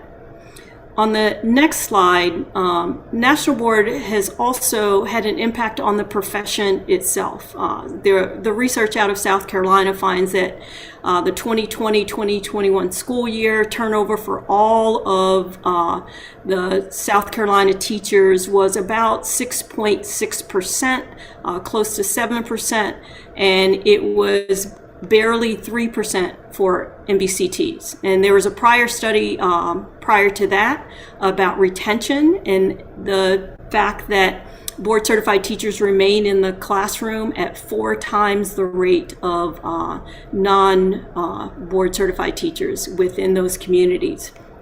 So we know it has an incredible impact. National Board certified teachers also benefit their schools and community in new ways when we talk about new teachers. Linda talked about this as far as mentors are concerned.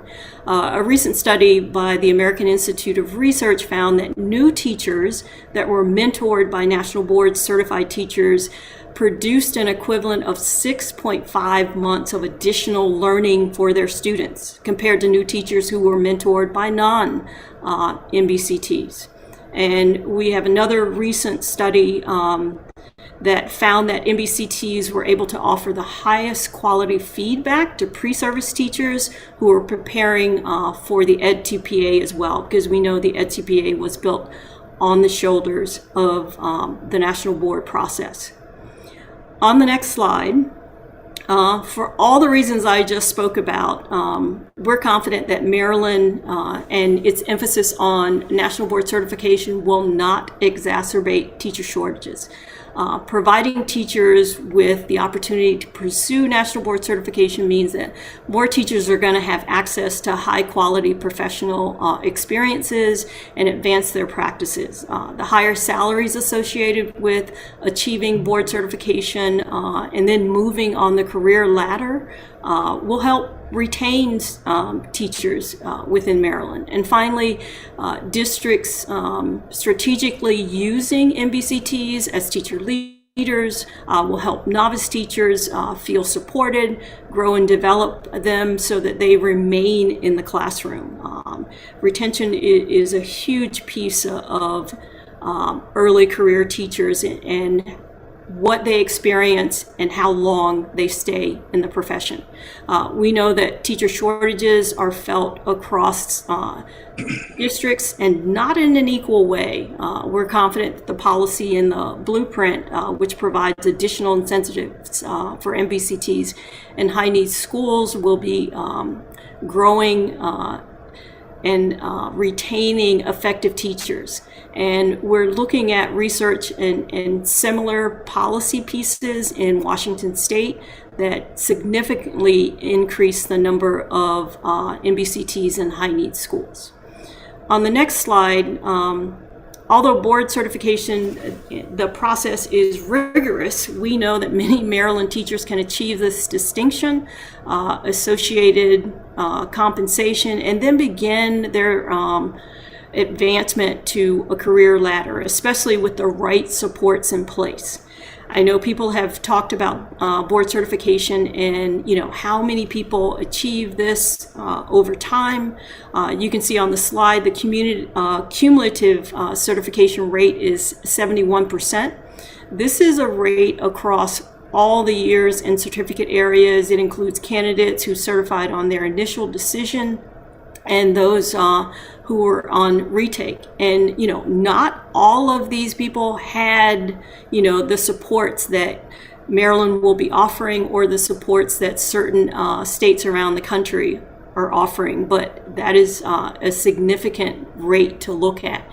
Certification decisions for candidates are based on comparing the candidate's performance to an established performance standard for accomplished teaching. In other words, it's standards based. It is not based on comparing a candidate's performance to another candidate at all. And we feel like we can elevate the teaching profession by making board certification the norm and not the exception. It's one way, one avenue.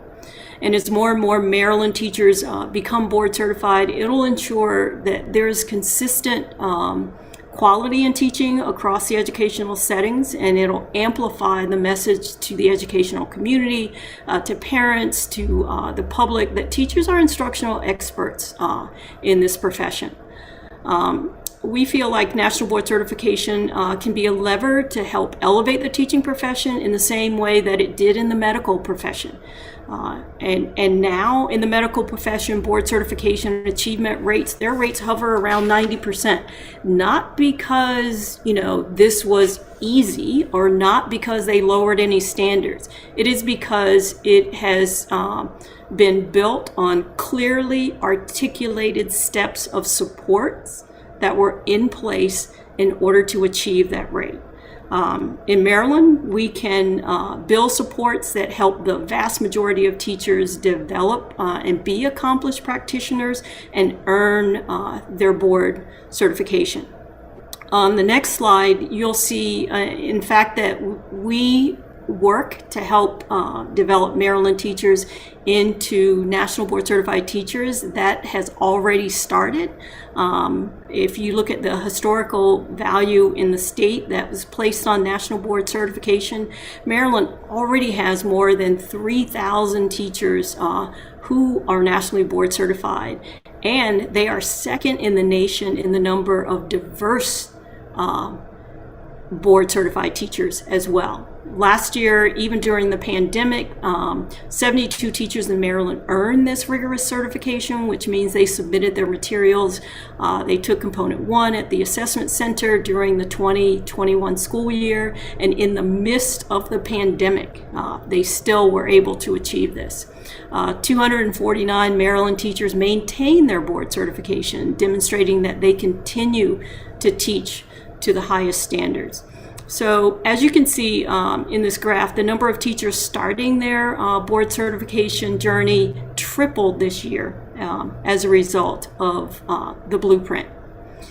And on the next slide, as the number of teachers interested in national board certification continues to grow, the national board stands ready to partner with the state, with districts, with teacher associations, and and others so that we can support teachers through this process. To that end, we have a number of free resources available on our website, which I have the links here. And on the next slide, you'll see a few of the studies I've referenced during my presentation if you'd like to learn more about those.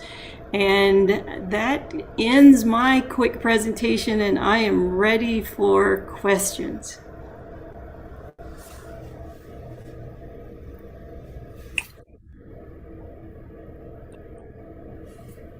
Are you there, Rachel? Yes, Dr. Doss has the first question. Hi, thank you for your presentation. Very informative. And my question centers around diverse teachers. And I just want to know, how do you address the argument specific to diverse teachers on emphasizing national board certification and the impact that has on actually recruiting and retaining diverse teachers? So I'm glad you asked that question, because at the core of the strategy of National Board, and since I've been at the National Board, diversity is focus one for me. As a teacher of color myself, as a board certified teacher, I came from a background of mathematics and engineering. And one of the things I focused on was, there weren't women in that field, and that field was not diverse. And looking at a way in order to bring teachers into that field so students could then see themselves as, someone who could go into the field of engineering, someone who was good at mathematics and understood the idea of talking about, here's something in your classroom that teachers already do. This is not an addition. This is not something other. This is something that is intentional, that is based on, this relationship that you have built with those folks in front of you. And we around the country, I went all over this country talking to teachers of color about what does it take to get you into this process. And a lot of it was based on support. They were in areas where there was no support, or there were no incentives. And so now you've seen this big jump in Maryland, because there are, and that you're second in the country in the number of diverse teachers going through this process. We also put in place a national network of accomplished minoritized educators. These are all teachers of color who will do affinity support. If necessary, they will, showcase teachers of color around the country and let other teachers know, this is a process that you have access to. That awareness piece that's so important. But more than that, the support is there where it was not there before. Thank you. Dr. Lynch? Yes, thank you. And thank you so much for your presentation. I really do appreciate it. I have a related question to Dr. Doss, but mine actually is related to nationally board certified teachers and the classrooms that they are teaching in as they are moving through the process. Because, I guess one of the things that I am wondering is there a requirement or is there a standard of rigor that will ensure that nationally board certified teachers are presenting evidence that they are working with diverse populations, that they are able to see result? What is the sort of breakdown of classrooms, I guess, of people who are going through this process? And are you seeing any differences in terms of the either socioeconomic, racial, other demographic breakdown of people who are more inclined to go through the process and find success? So one of the major goals of the National Board, if you look at diversity for us, it's watershed. It's in everything that we do. It's the first thing that we start with. And when we think about teachers who are going through the process, we look at the population of teachers and how many people going through board certification and what those percentages are, and focus on, how do we increase that percentage? We are at 35% right now. And when you think about the teachers of color in this country and the population of teachers of color, we have exceeded that with that 35%. It's still not enough for us because the student population is at 50%. So why can't we start to bring, every, teacher along, but with a real focus on getting teachers of color through the process so that we are balancing that out. When you look at areas of the country, a lot of the areas of the country that you're talking about are areas that already had an incentive in place. And so they were further ahead than other states. What we're seeing right now, states like Texas, states like California, states like New Mexico, Illinois, Indiana, South Carolina, all of them have come in and offered incredible incentives, where Washington State already had this major incentive and an additional incentive for teachers to go into high need schools. And what we realize is a lot of those teachers of color are in high need schools. So it allows to have those cohorts started very easily.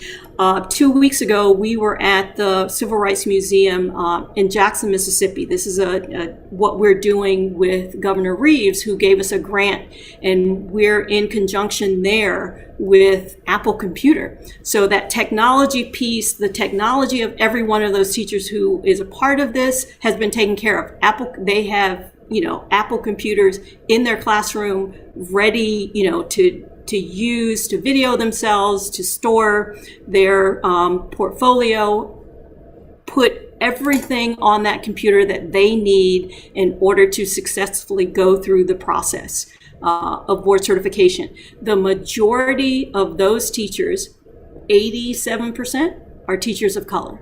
They're in the Delta area. It's in those areas where, Governor Reeves said, here's where we need to focus, and this is what we need to focus on. And teachers are willing. They came. I guess one of the things that I'm just sort of thinking through is that as we start to encourage more and more teachers to go through the process, I want to make sure that there is a connection between the identification of them as nationally board certified teachers and their ability then to work in high need schools. And so I guess part of what I'm looking for is more information about whether or not, because in as part of the blueprint, we have given incentives to have nationally board certified teachers in high need schools. But if they are going through this process in more affluent communities or in more homogeneous communities, and they get their certification and then go into a high need school, my concern is that the piece of paper doesn't really reflect preparation. And so I guess one of my questions is just, is in this process, and because I'm not familiar with the process, in the process of becoming nationally board certified, are there requirements for teachers to be demonstrating that they can meet the needs of a variety, whether or not it is special learning considerations, whether or not it is part of the LGBTQIA community, whether or not it is geographically or economically diverse communities? Are there requirements in that NBCT process to make sure that we are preparing teachers before we just move them into high need schools? Is it part of the standards is what you're asking me? Yes. We are in the process too of revising the standards to include the latest research. A lot of that latest research is around the science of learning and development. It is around diversity, equity, inclusion, and belonging, and then around the science of learning and development, when we talk about what has happened with the brain and what we've learned about the brain over time. And so we are in the process right now of a cycle of standards revision that will do that revision. When you talk about teachers going from, here's where I got my board certification and now you want me to go to this other area, those people already in those schools are the people who should be going through board certification in those schools also. When somebody else wants to come in, part of the standards, and this has been in our standards since the very beginning, whether we called it fairness, equity, and diversity, FED, for us. It has always been there. We're making it much more explicit right now when we talk about the attention to, core proposition 1. Teachers are committed to their students and their learning. You can't teach anybody if you don't know who they are, if you are not focused in on the needs of the students in front of you. And that's what board certification does. I'm old. I taught for 15 years before National Board ever existed.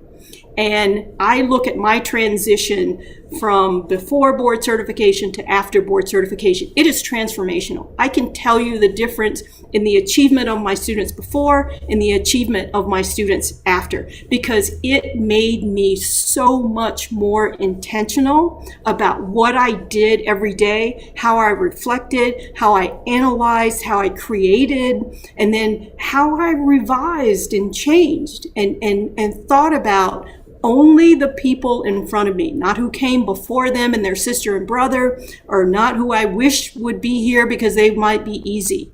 It was a real focus on developing those relationships and then meeting the needs of those students. And you can do that in those schools, those high need schools right now, supporting the teachers who are there because they are part of those communities. They understand, the students. They understand, parents in the community and welcome them into classrooms. Next is Dr. Kerwin. Yes. Thank you again for such an excellent presentation. You've mentioned several times the state of Washington, and I believe that the state, I think North Carolina, has done quite a lot on building national board capacity. You I think understand what we're doing in Maryland. So where would you place us in terms of what we're doing to increase the number of board certified teachers in our state? How advanced are we in this regard? Dr. Kerwin, I would say you and California are the envy of the rest of the country.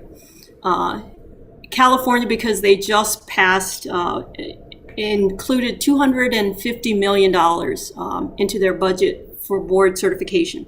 This is to support the first 10,000 teachers in the state to go through this process. And when we were working with them, the thing we told them is that support, support, support. It's like real estate, location, location, location.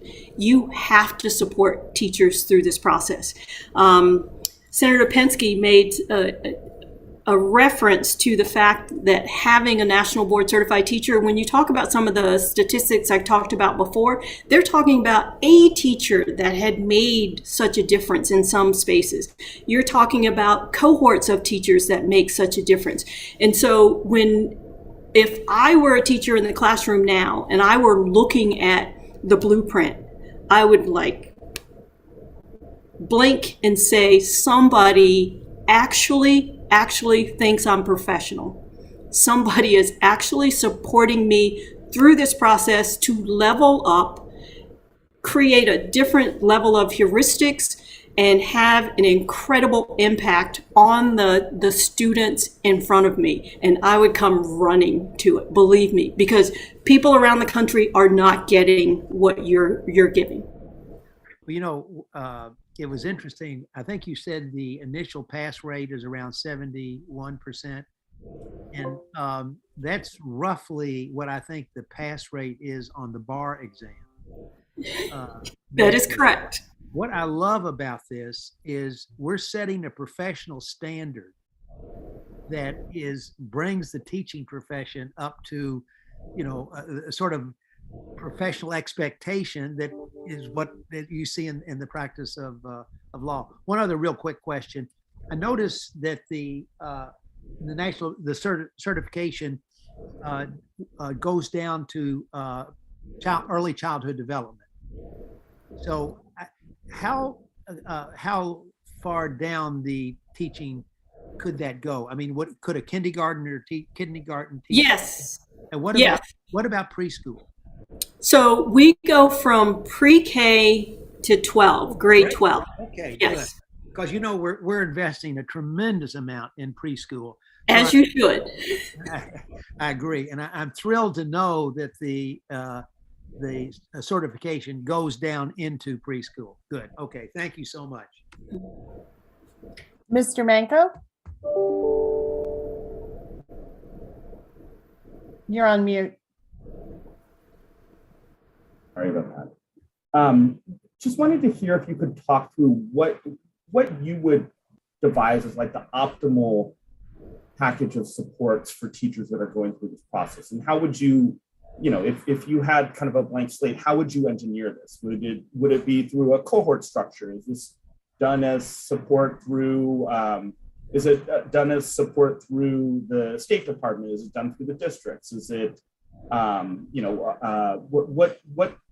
do you think are the essential components of a support structure to help candidates make it through the board certification process? I'm going to say all of those, and I'll tell you why. So at the state level should look at the economics of it. And when I say the economics of it, I mean paying for the candidates' components as they go through the process, making sure that support is provided and, whatever you have in place for those supports. National Board has provided, free, everything that we have is free to the candidates as far as the standards. The 5 core propositions are online. You can, the networks that you have and the working with the unions as well. The unions do a great support system in Jumpstart. They also, have a number of areas that they have groups of teachers that they support. Cohorts are the best way to go through this process. You have somebody to talk to. You have somebody to bounce ideas off of. You have somebody to critique the videos.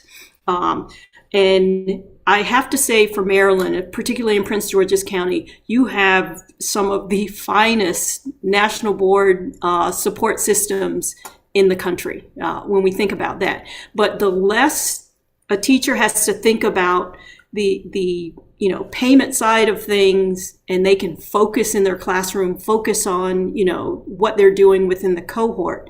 And as far as a professional learning group or a PLC that they would be a part of, given time to work within that PLC, would be incredible.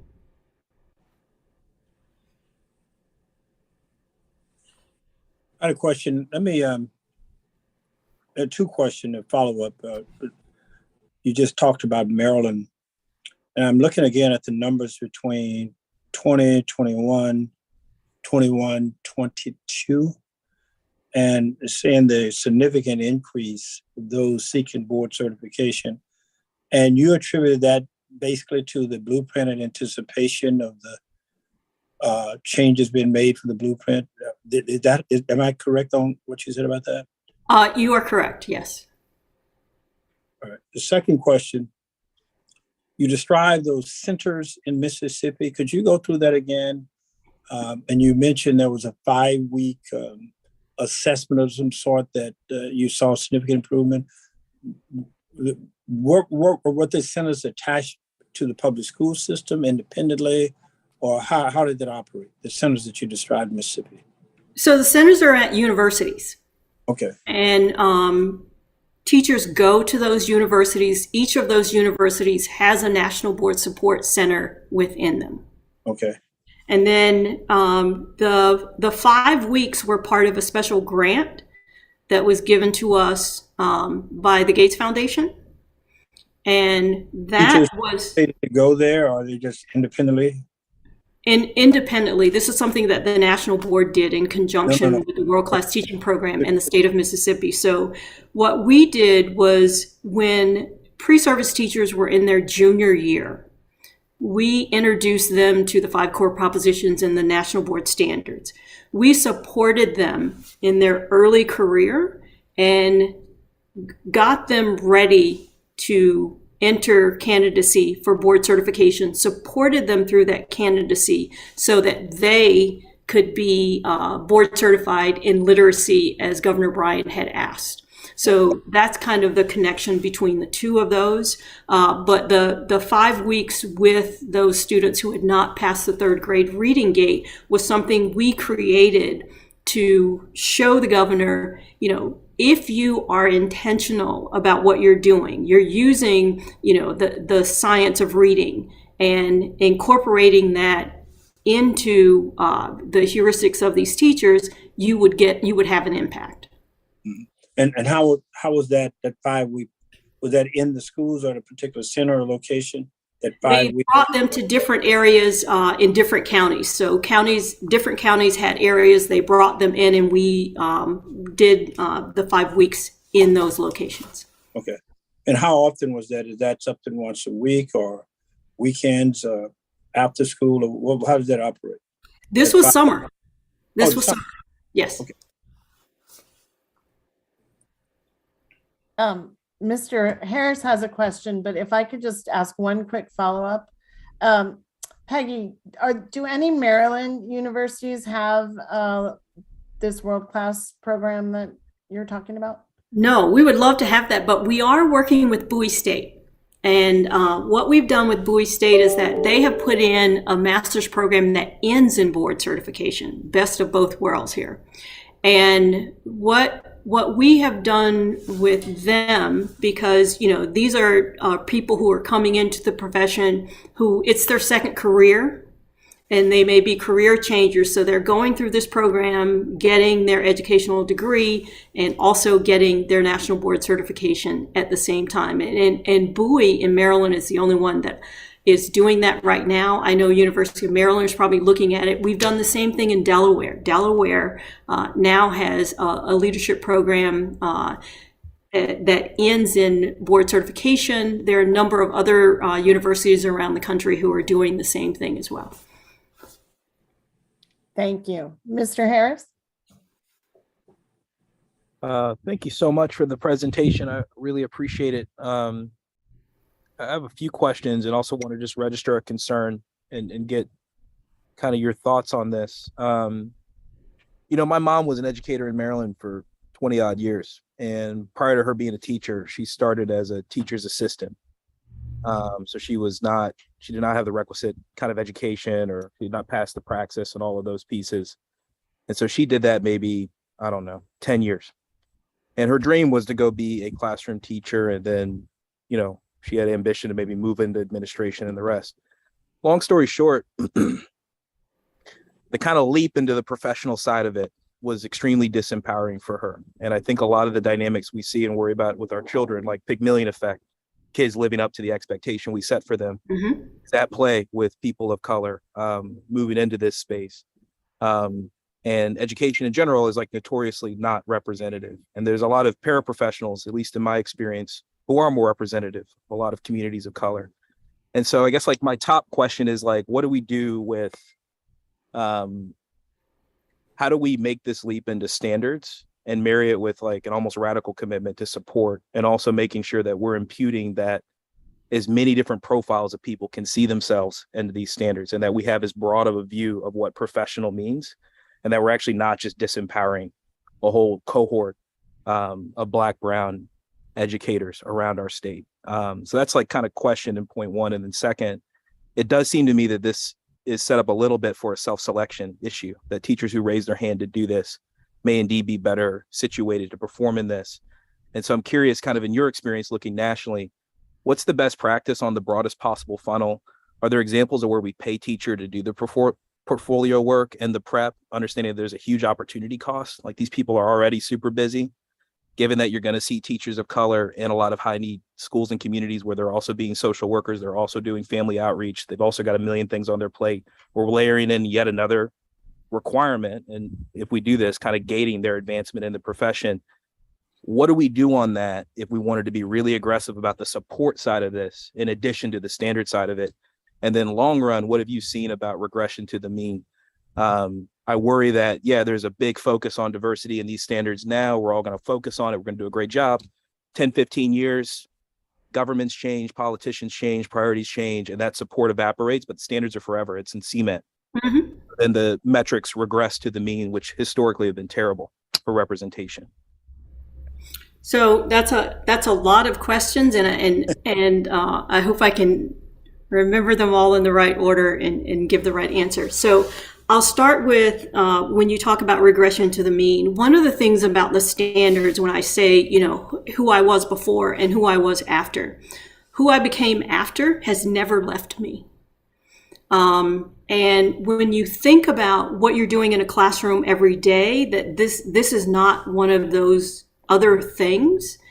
And we did a study along with the council, the CDA certification, which is for early childhood certification. Both of us got together a year and a half ago and did an intensive study on what it would take to get paraprofessionals more motivated to, complete this process, to say, I want to be in the classroom. What does it take for me to be in the classroom? You have so much experience. You have worked with teachers forever.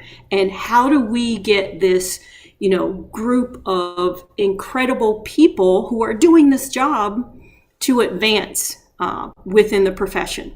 So, that paper came out. And, a lot of it comes back to access and opportunity, because they can do the job.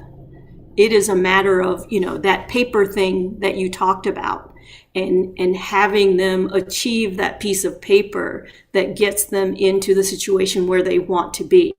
I found these individuals to be incredibly competent in the work that they were doing, and just need an opportunity, I think, to get there. So I think one of the things we look at is that bridge of how do we get paras in? And when we talk about, somebody should pay for these people to go through this process, because what they're being paid now is not enough for them to do that. And I think when you talk about the shortage and retention, these people love their job. And they love being at their job and working with children. And why can't that be a pipeline source for an aging profession where a lot of teachers are leaving, and to compensate them in ways that will retain them, and to have them, do this debt-free? If I were queen, that would be edict one. And then thinking about, Thank you, Queen Peggy. Let's see if we can get that. okay. But because they're incredible people. I've seen it happen even, in my own district when I was teaching, and how good they were. And the other thing I'll say to you, as we have a technical advisory group, and as we analyze, and turn this mirror on ourselves as an organization, and taking a deep dive, particularly into the diversity of who's going through this process. How are we supporting them? Where are they in the country? Do they have incentives? How are they working out? There was one thing, and people of color always say, I arrive 7 seconds before I actually do. Because you can see me before I've said anything, and people have made judgments of some kind. But one of the things, we think about in this profession, and we have 2 videos that people look at, those are the highest scoring videos for teachers of color of all the components. And I was like, thank you, God, our bias training is working because it is intensive. And so when we think about a performance assessment, that is the ultimate, to see you with children and see you perform in this way with children. And it is specific to, what you're doing on a daily basis for them, with them, and about them. Thank you so much. Any other questions?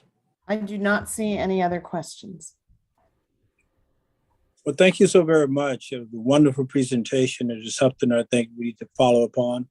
the number of areas that you talked about, I think that we need to look at very clearly. I was aware of the program at Bowie, and I think we need to expand on that, particularly in other places, because they have a great emphasis there, certainly on trying to get more minority teachers. And there was a program, I think, at University of Maryland Eastern Shore, where they now have started a program to enhance minority teachers as well. So we need to follow up on both of those. All right. Thank you. Thank you so much for having me.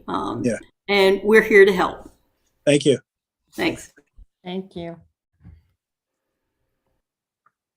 Rachel, I think we'll turn it over to you now to go to a presentation here for us. Yes. Okay. Thank you. If we can put that on the screen. Thank you, Graham. This is familiar by now, hopefully. So here is the, for pillar 2, so the last of our 5 pillars that we're reviewing, is the timeline. And again, just to remind you, what we're doing here is identifying the high level policies or goals in the blueprint in each of the pillars, and then sort of the main policies that need to be implemented to achieve that goal, and the timeline over the 10-year implementation period. We've done that for the others, and so we'll do that here. Now for pillar 2, again, we've had wonderful guest speakers who have done excellent job of talking about the context of why the blueprint policies are what they are, and also what they are. So I'm really just going to focus mostly on the timeline. And so the first goal, high level goal, is to recruit and maintain a high quality and diverse teaching workforce. And there are a number of components within that goal. One that was passed early on in actually what we call the Bridge to Kerwin legislation, actually back in 2018, was beginning a statewide campaign to attract high quality and diverse students into the teaching profession. So there is a program that the State Department of Education runs that is to run this statewide campaign. And they have a website called, I believe, Teach in Maryland. And they are work with the different school systems and universities around the state to develop a campaign that is effective. And I think there probably is a lot more room to do more on that front. Senator Pinsky also talked about the Teaching Fellow Scholarship that is going to be funded at $18 million. Right now, for the upcoming year, it is at $8 million, and that will increase to $12 million and then $18 million a year until we have enough teachers, essentially. And that program provides essentially a full ride, no cost to the student scholarship. And in return, students agree to teach for 1 year in a Maryland high needs, low performing school for each year that they receive the scholarship. And so that is a relatively new scholarship. It was first passed in 2016, but did not receive any funding in the first couple of years. So that's a tremendous resource of funding to fund more students to go into the teaching profession. In addition to the scholarship, we also, the blueprint expands the loan assistance repayment program for public school teachers to prioritize teachers who teach in schools with a high concentrations of poverty to receive the loan assistance repayment. And it's aligned with the blueprints, the 55% concentration of poverty target for the new grants that are being provided. And so that is also, I think, something that Dr. Darling Hammond spoke about, the need for support for teachers through their education and to sort of leave it ideally debt-free. There's another new program that the Blueprint created called the Teacher Quality and Diversity Program. And this is specifically designed to support students who go into teaching from historically underserved populations, our Black and Brown students. And this is a new program that the Higher Education Commission will administer, and it will actually provide funding to universities and with a priority on the historically Black colleges and universities to support their teacher candidate students. And then the final piece here is to monitor the quality and diversity of the state teaching, both the candidates in the universities and the alternative programs and our existing teachers in the workforce. And part of that is includes annual monitoring, annual reporting on the quality and diversity, so data, so that we know what we're dealing with. And the Longitudinal Data System Center actually will be submitting the very first report under this provision very soon. And then there is also a 5-year sort of evaluation of the progress in expanding the quality and diversity of both of our teacher candidates and our teaching workforce. And that is the star that you see there in fiscal 27. So that's the first high level goal. The second has to do with teacher preparation programs and state licensure requirements. You heard a lot about this today, so I won't get into too much detail here, but I will note that we have something called teacher collaborative grants that are being funded now and have been, I believe, since fiscal 20. And the purpose of those grants was to fund innovative models of implementing either the career ladder, the new practicum requirement, the full year practicum requirement that we've talked about, the additional, the induction program, and training on collaborative time through partnerships of school systems, teacher preparation programs, and teachers unions. And so the idea was that these grants would fund models that could be, if they were successful, scalable to other school systems and institutions around the state. So we are looking forward to some of the results of those grants. Senator Pinsky in particular talked about some of the new requirements for the teacher preparation programs. And of course, we talked a lot about the full year practicum requirement when we were reviewing the proposed regulations from the Maryland State Department of Education. Those new requirements go into effect on July 1st, 2025, which is fiscal 26. So that is the star there in fiscal 26. And of course, once they go into effect, they remain in effect. And one of the main requirements there is what is called the portfolio-based assessment of teaching ability. And this will be required to graduate from a state teacher preparation program and also for initial state licensure. And Senator Pinsky talked about this a little bit. That's where a lot of acronyms here, but EdTPA and PPAT are the two assessments that would meet this requirement.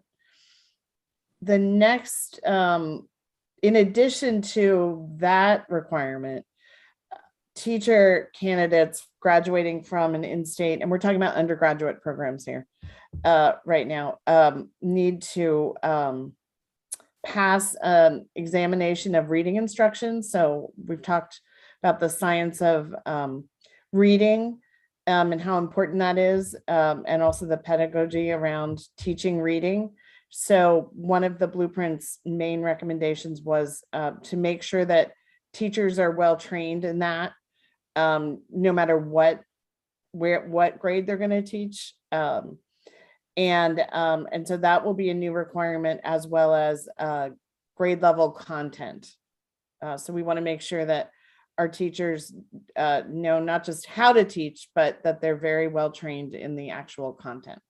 And all of those requirements are to come into effect in fiscal 26. The next goal is in-service training. And by in-service, so that pre-service is teacher preparation, in-service is when you're actually in the school or the classroom. And so there are a couple of training requirements in the blueprint, one of which relates to an annual training for all school personnel who are certified in the school building around recognizing student behavioral health needs, and particularly recognizing signs of trauma, so that students who need behavioral health services can be referred to that. So that requirement has already taken effect. And you can see with the yellow back arrow, it took effect prior to fiscal 22, the prior year. The next item has to do with training school leaders on the blueprint, sort of a crash course in the blueprint, and the context as well as the content. And so this is a cohort-based training program that would both at this for state education leaders, so the state superintendent, state board, and local superintendents, and sort of the senior staff in the school system, as well as principals, around what the blueprint, what changes, what ways of thinking differently and doing things differently are required to implement the blueprint, is really what the training is about.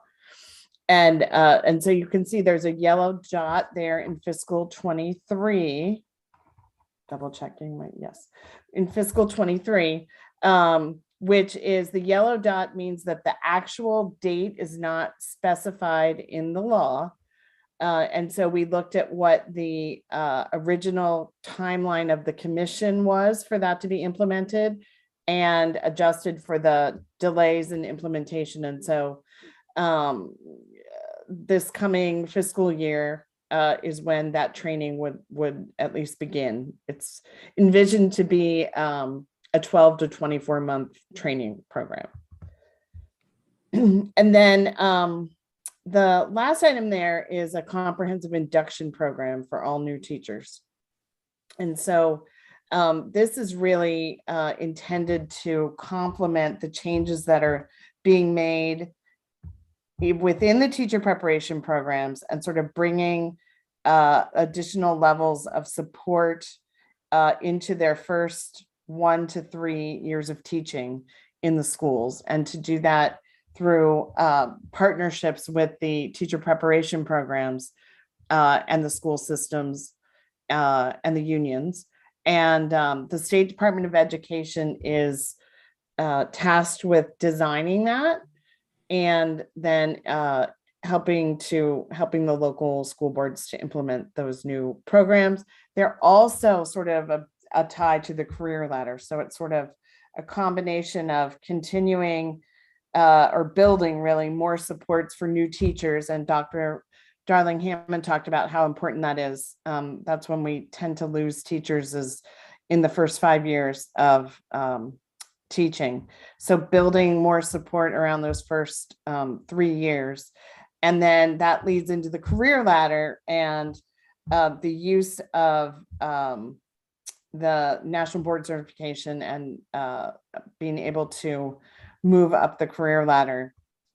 Hey, But Rachel. they can't do that if they don't stay in teaching.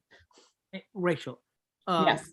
Paul mentioned some change on the career ladder, the national board certification, in the career ladder that initially this and now we're there someplace else. But could you just explain that a second for me? Sure. Let me just, so I was done with that goal. So the next goal is the career ladder. So that's a perfect segue. Is a career ladder in a professional development system that is aligned with the career ladder. And so I'm going to come back to the first item in a minute, but under the current timeline, the school systems must implement a career ladder by July 1 of 2024. So that is fiscal 25. That career ladder, there are a number of elements that are specified in the statute around what the career ladder needs to look like, and what the commission talked about, that was sort of providing for the framework for the career ladder, which then is also subject to negotiation at the local level with the local boards and the teachers unions. Originally, the career ladder is built on national board certification. So essentially, to move up beyond the first level of teaching, you have to become national board certified if there is a national board certification field in your teaching area. If there is not a national board field, then a master's degree in your content area, in your subject area is allowed. But so that national board is sort of the first step on the career ladder. Originally, the commission had proposed that ultimately every new teacher in the state become national board certified, that would be a requirement. And so the first years of the career ladder would be voluntary, and we want teachers to opt into it, but that ultimately every new teacher in the state, when they were eligible to pursue national board, and of course Peggy Brookins talked today about a change in that policy, would need to pursue national board, and that requirement was not going to come into effect until a date in the future based on pass rates and probably 10 years out. But during the legislative process, that requirement was removed. And so national board certification is completely voluntary under the blueprint. But if you want to, but you just said if you want to move up the career ladder, correct, you need to be national board certified. Yes, if you want to participate in the career ladder. So not every teacher has to participate in the career ladder. No, it's an optional. And so the last item on the timeline here is improve educator compensation. So part of the challenge of developing these policies was determining what was a significant amount of salary incentive that would encourage teachers to voluntarily pursue national board and opt into the career ladder. And ultimately, what the law says is you get this $10,000 increase when you're first national board certified. And that provision is actually taking effect for this upcoming fiscal year, fiscal 23. And so you can see that's why there's a star in fiscal 23. And also another $7,000 if you're national board certified and you teach in a low performing school. And so the hope was that that amount of salary increase would be sufficient incentive for teachers to choose to go through the national board process. And then just going backwards, 2.4.1, the first item there is actually a new program that the legislature added to the blueprint. So the requirement that all teachers become national board was removed, and then a new program to support teachers pursuing the national board certification was added to the statute. Mr. Manko, I believe, asked what an ideal support program would look like. And Peggy said all of the above. And you'll be glad to know that all of the above is what is in the law. So the State Department of Education administers the program at the state level. Under the blueprint, and actually prior to the blueprint, the state does support and pay the fees of national board certification. Actually, we share the cost with the school systems, but it is at no cost to the teachers. And that continues under the blueprint. But this national board support program is intended to be both a statewide program and also very, very local. So each school system will appoint a national board certification coordinator to coordinate the process within their school system and to develop support networks, really, particularly Peggy talked about cohort-based. In these days of pandemic, not post-pandemic quite yet, there's a lot more opportunity to build these networks through virtual groups that could cross school system, between school systems. But typically there have been groups within school systems and even within schools to support national board. And so part of the career ladder and being able to have a career ladder and to use national board certified teachers effectively is this, and Dr. Darling-Hammond talked about very well, how in other countries and top systems, teachers have much more time during the school day and the school week where they're not literally standing in front of the classroom teaching. And so a big part of the career ladder is providing all teachers with more collaborative time. But then as you move up the career ladder, you get even more time where you're not directly in front of students so that you can mentor other teachers, work with other teachers, develop high quality classroom instructional materials, all these things that are part of being a professional, and so that teachers have time for those things. But every spot on the career ladder, no matter how high you go, you still always have to have a foot in the classroom. There's a requirement that no matter how high on the career ladder you go, you still have to have a portion of your time where you are instructing students. Not every day necessarily, but a portion of the school year. Rachel, there's a cost associated with that? The collaborative time? Mm-hmm. Yes, there absolutely is. And it requires more teachers. So you need more teachers in each school in order to have someone else be in. Yeah. The funding is built into the increases in the foundation. The per pupil foundation formula includes funding to support the additional teachers to support the collaborative time.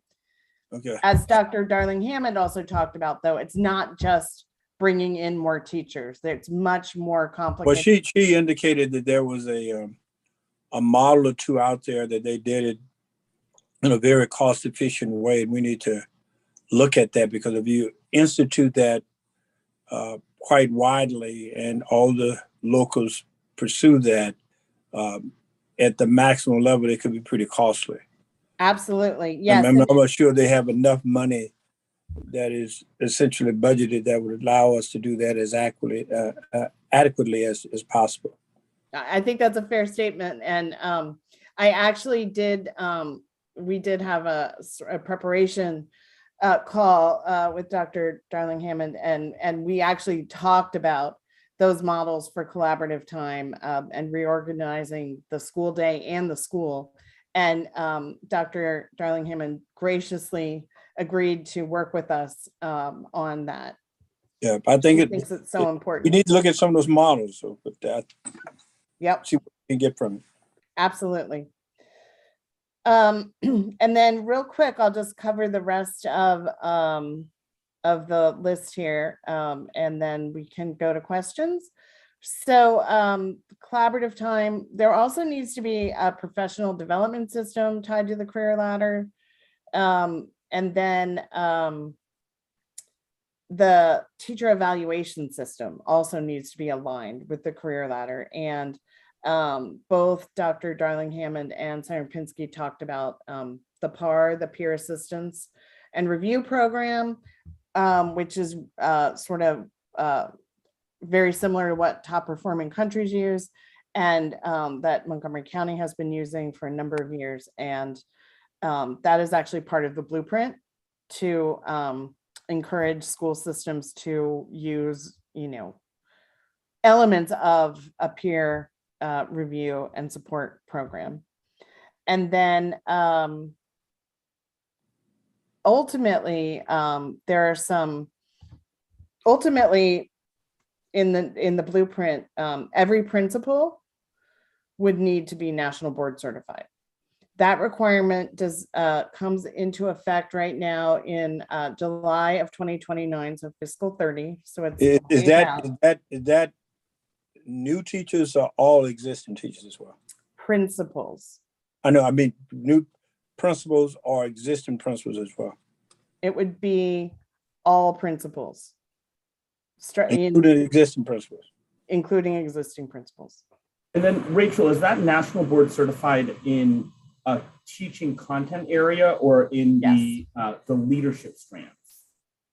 It's actually in teaching. It's in teaching.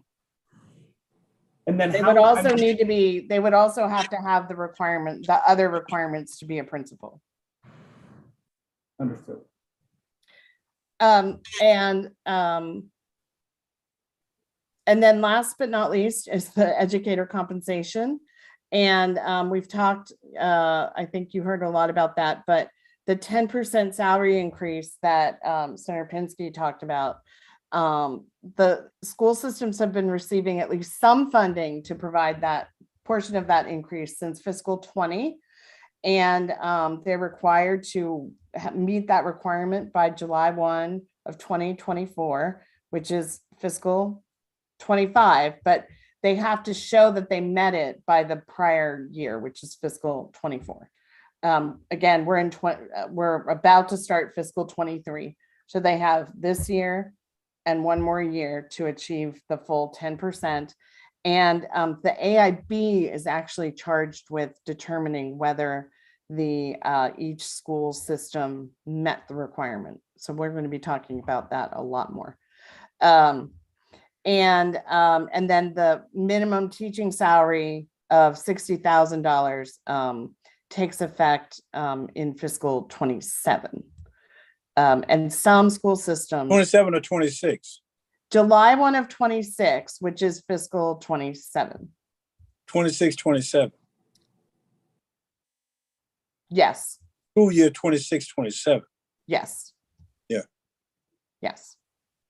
And a number of school systems have been raising their minimum salary as they've been implementing the 10% increase, so that they, have a smaller gap to close between the where they get to by the end of fiscal 24 and where they need to get to for fiscal 27. And I will stop there. I see hands, Mr. Chair. If Mr. Harris's hand was up first. Rachel, thank you so much for that. To jump off of the chair's point earlier around the kind of cost of creating more planning and collaborative time for teachers, it seems like creating the space to be able to pursue this career ladder, making sure that the sufficient supports and kind of personalized, targeted outreach and all of the things that we've kind of discussed at length today. It seems like all of those conditions need to be there for this plan to really work the way that we intend. And so I just want to register the comment of like, I think it'd be good for us to like look at the chart you just walked us through. Like those targets all make sense. I get that it's all on the wall. I'm tracking, I'm on board. I love it. And I hear a lot of chatter about the conditions that need to be right for all of those things to go into effect and for us to get not just effective outcomes, but equitable outcomes. And so I just want to really register that I hope we can figure out how to put metrics around some of those conditions. Otherwise, it starts feeling like the conditions are optional while these requirements are kind of set in stone. And it actually is a pretty big swing in the final set of results that we'll be living with. Yeah, no, absolutely. And essentially, the summer working sessions are exactly, that's exactly the work that needs to happen, is to drill down the next level and the next level and determine what needs to happen when, and by everyone, and how we make that, how that can be accomplished. Absolutely. You mentioned mental health. I mean, we've talked about mental health a little bit earlier, and I know there are some things that have already started. What are the things that we must do going forward, and what anticipated costs will be associated with the additional requirements for the various systems around the state? So on the teacher side, it's really, it's a combination of making sure that the teacher preparation programs are preparing. They're focused on the social emotional learning side, not just the academic side, which Dr. Linda Darling-Hammond talked about also, and that they're training the teacher candidates to be aware of student behaviors that, we talked about restorative justice as part of the blueprint, sort of how teachers manage student behavior in a constructive way, in a fair way, in an equitable way, and that all of that training is part of what the teacher preparation programs are working with teachers on, which is where the full year practicum really comes in, because you get the hands-on experience in the classroom. And No, I thought there were some things that were added to the existing system beyond the practicum itself that in mental health that was required.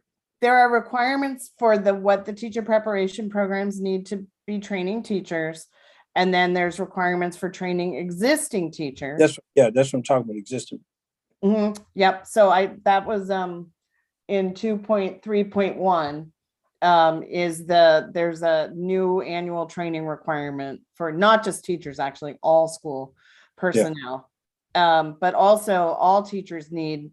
Let me go back.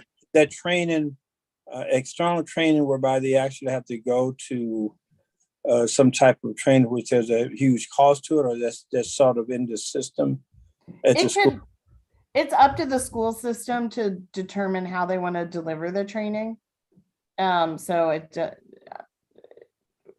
I don't, I do not know what kind of training the schools have been doing. That would be something we could look into, but they're already doing it.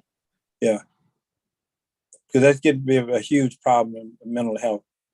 Absolutely. And then we talked about the last meeting, the new consortium on coordinated community supports, which is also designed to support the behavioral health needs of students and to bring better and really effective training into the schools as well as into the communities. So the consortium will also be playing a big part in that. It's not in Pillar 2, it's in Pillar 4. Dr. Lynch? Yeah, I just have a couple things. So one is, you talked about as they go up the career ladder, that there's more out of class time for teachers. Is that something that is written specifically in the law? Is that an interpretation? It would seem to me like new teachers would need a lot more planning time than, I mean, I understand the intent of having more experienced teachers sort of doing some mentoring and some other things. I think when I heard it, I just had that clarifying question. Yeah, so the percentages are specified in the law around the amount of non-instructional time at the different levels of the ladder. But backing up for all so right now, roughly 80% of a teacher's time is spent directly in front of the classroom instructing students. In top performing systems, it's 60% maximum. And so part of what the collaborative time and the funding provided for collaborative time is to reduce so that all teachers are at the 60% level and not the 80% level. So we want all teachers to have more collaborative time in their school day and their school week. And the priority for and so obviously things like that get phased in over time. And so the priority, and it says this in the blueprint, is that teachers in high concentration of poverty schools, in low performing schools, and new teachers should be the first priority for getting that first level of additional collaborative time. Okay. And then ultimately we want all teachers to have a minimum amount of this collaborative time, which would be like the 40%, some of which is their personal planning time. And then as you move up the ladder, so you'd be at 60%. So then when you move to the next level and you're a lead teacher, you would be spending 50% of your time direct instruction and 50% of your time doing other things, which includes mentoring new teachers, part of the induction program, being part of the professional development schools, helping to provide the full year practicum. So things like that are the kind of things that lead teachers, and as you move up the career ladder, are the kind of things you'd be doing in the time that you're not in front of the classroom. Okay, thank you. And then my other question revolves around the idea that principals are going to be nationally board certified teachers by 2029, and knowing that it can take anywhere from 1 to 5 years for that to happen. And that the current structure, in I think most places in Maryland, is that principals are not in the classroom, understanding that part of the blueprint is this expectation that principals are returning to the classroom, which then sort of makes sense of moving towards aligning national board certification, career ladder, like it makes sense in that the way it dovetails together. I think I have a finance question though, because I'm wondering if fiscally, if we have prepared for adjustments that will need to be had as some of the things come off of principals' plates in order to allow them to be in the classroom more, assistant principals and principals, so I'm wondering if there will be a future opportunity to again reevaluate any fiscal adjustments that need to be made in order to have that happen. I mean, certainly part of the AIB's charge each and every year is to look at whether the amount of funding that's being provided to implement the blueprint is sufficient to cover the costs of what's being asked to be implemented. So there certainly will be opportunities for that. Part of the concept is that as teachers take on more leadership roles within the school, that it will allow the principals to focus on other things. And I don't know if you're thinking more like administrative type tasks that will need to be done, and obviously they need to be done.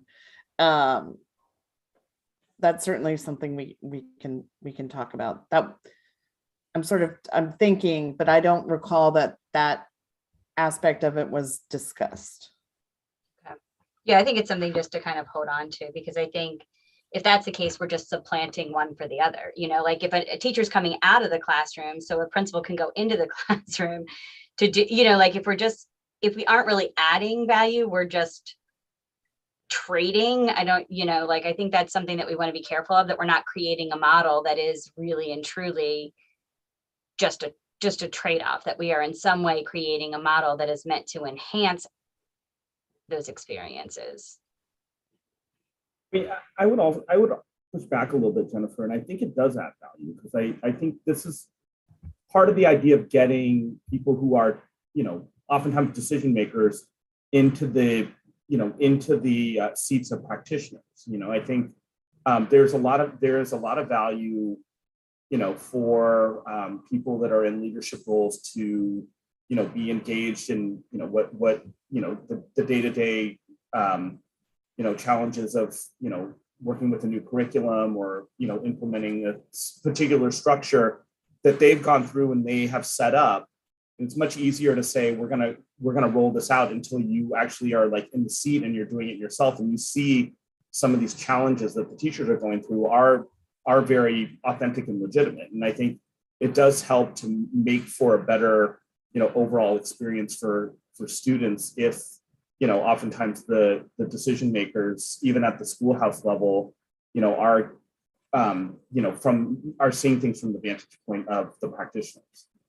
No, I think you make an excellent point, and I agree that having opportunities for our leaders to be in the classroom to really understand what those challenges are is important. And I think the opportunity for teachers to participate in those meaningful opportunities. I think where I lend caution is out of classroom time that doesn't really afford that collaborative opportunity to refine your craft, but to be out of there doing sort of administrative work or whatever really doesn't enhance the practice. To be pulled out to do administrivia is not as effective as to be pulled out to be doing effective professional development, data analysis, and things like that. So it's a conversation that I think we can have as we start to develop our comprehensive implementation plan, and as we start to think about it more holistically. But I just want to flag that time out of the classroom we should be preserving that for the intent as it was in those high performing systems, which was really around developing a craft and not around doing administrative work. Yeah, and it is not at all about administrative work. It's not intended to be. It's all about, it's really about growing in your profession. So sort of being able to contribute in different ways, and not just sit in front of the classroom. And also, we talked about, Senator Pinsky talked about tutoring, and he talked about the tutoring program, and that it ends in 5 years. And which is true, the specific funding for it does end, because as we're implementing more collaborative time for teachers, is that teachers will have the time when they're not directly in front of students, where they could work with individual and small groups of students to help them get back on track and give them the interventions and supports that they need. And so I did just want to flag that the funding for the specific tutoring program ends, but tutoring does not end. Mr. Manco, did you have another question, or was that okay? I think that is all the questions, Mr. Chair. Okay. So All right. I just very briefly was going to talk about, this is the last in our implementation planning series. And so as we move into July and August, we will be sort of switching gears a little bit and moving from having presentations like this to having more interactive working sessions to begin drilling down in each of the pillars and thinking about what the implementation requirements are for each of these policies, where there are barriers, where there are models for what implementation looks like, and also, the timing of the availability of resources, all those things within each pillar. And so starting on July 14th will be the first summer working session. The meeting, it'll start at 1 p.m. And we're still working on the full agenda, but we do know that we are going to be covering Pillar 2 again. So we're going to end and begin with Pillar 2 because we know it's so integral to the success of the blueprint. And we'll also be talking about Pillar 5, which is governance and accountability. These meetings will be public. They will be available for anyone in the public, any stakeholders to join in the meeting. And we're working on developing a process for how we're going to, manage the interactions and the discussion so that we can make sure that we have a productive discussion. But we're definitely going to be having input and questions raised by folks other than board members. And so that is the plan. I would also put in a plug to encourage, tomorrow we will send out our feedback form again, and we will email that. We'll also tweet it. And we would encourage folks who are watching these meetings, have been watching these meetings, to please share your thoughts, particularly around questions or implementation considerations that you think need to be raised and discussed with each of the pillars. We're going to use that information to build the agenda for the working sessions. And we'll have a full schedule of the working sessions before the first meeting in July. But we did want to let everyone know listening to us that the first meeting will be July 14th, 1 to 5 p.m. Is there anything else you need to add before we go into closed session? I will just give you one just brief update. The website is very close to completion, and so we will announce as soon as it's ready. We will share the website address with everyone, and we're excited to be able to more directly communicate with everyone who is following the blueprint and the AIB and supporting it. I did want to let you know that we did receive the last installment of gaming revenues, sports gaming revenues, just in the last week. So we do have our full $4.8 million appropriation for the current fiscal year, fiscal 22, which ends today at midnight. And the monies that are not being spent in fiscal 22, which is the bulk of them, will be moved into the budget for fiscal 23 and available for spending in fiscal 23. So we're not going to lose the revenues, particularly the revenues that we just got in the last week or so.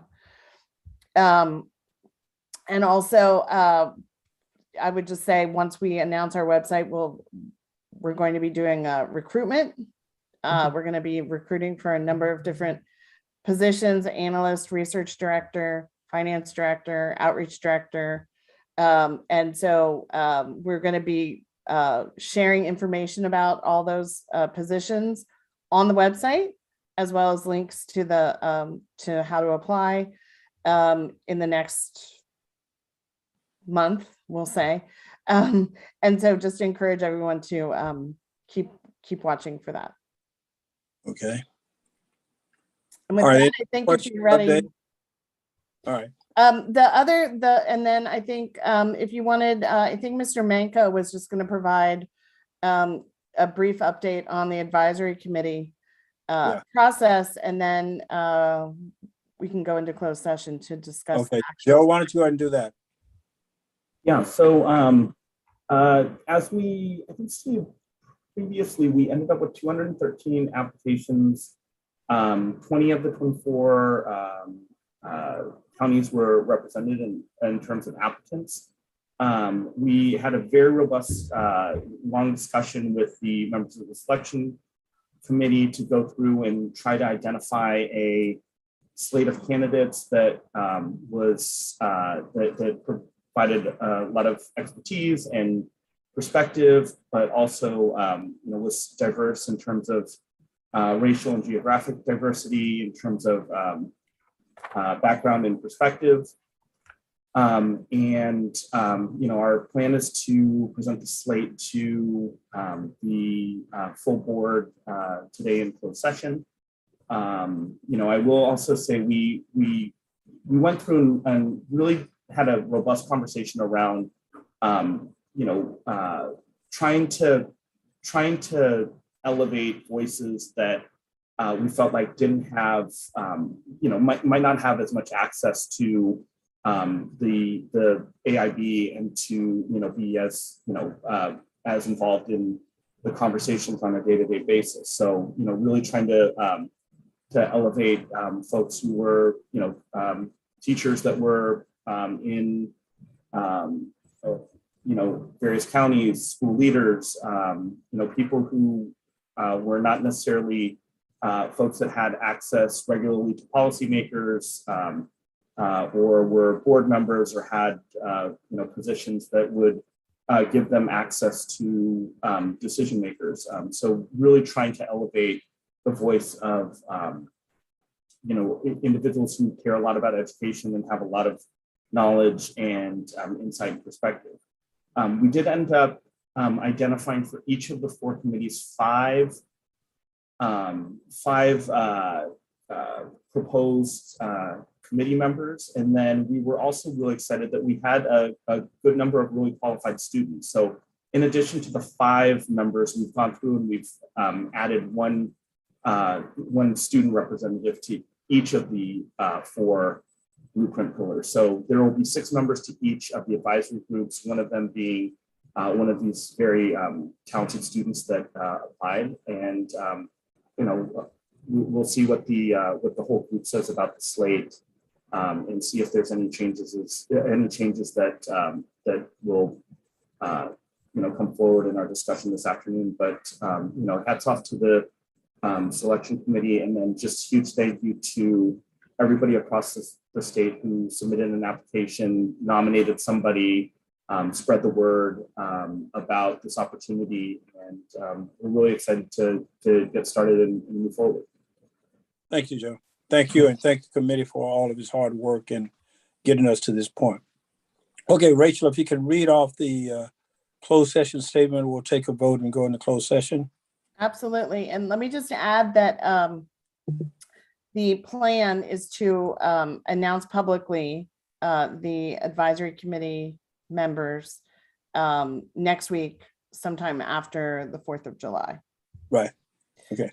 Okay, so a motion to adjourn to closed session in accordance with the Open Meetings Act for personnel matters related to an administrative function. All right. Is there a motion to do so, Todd? Second to the motion?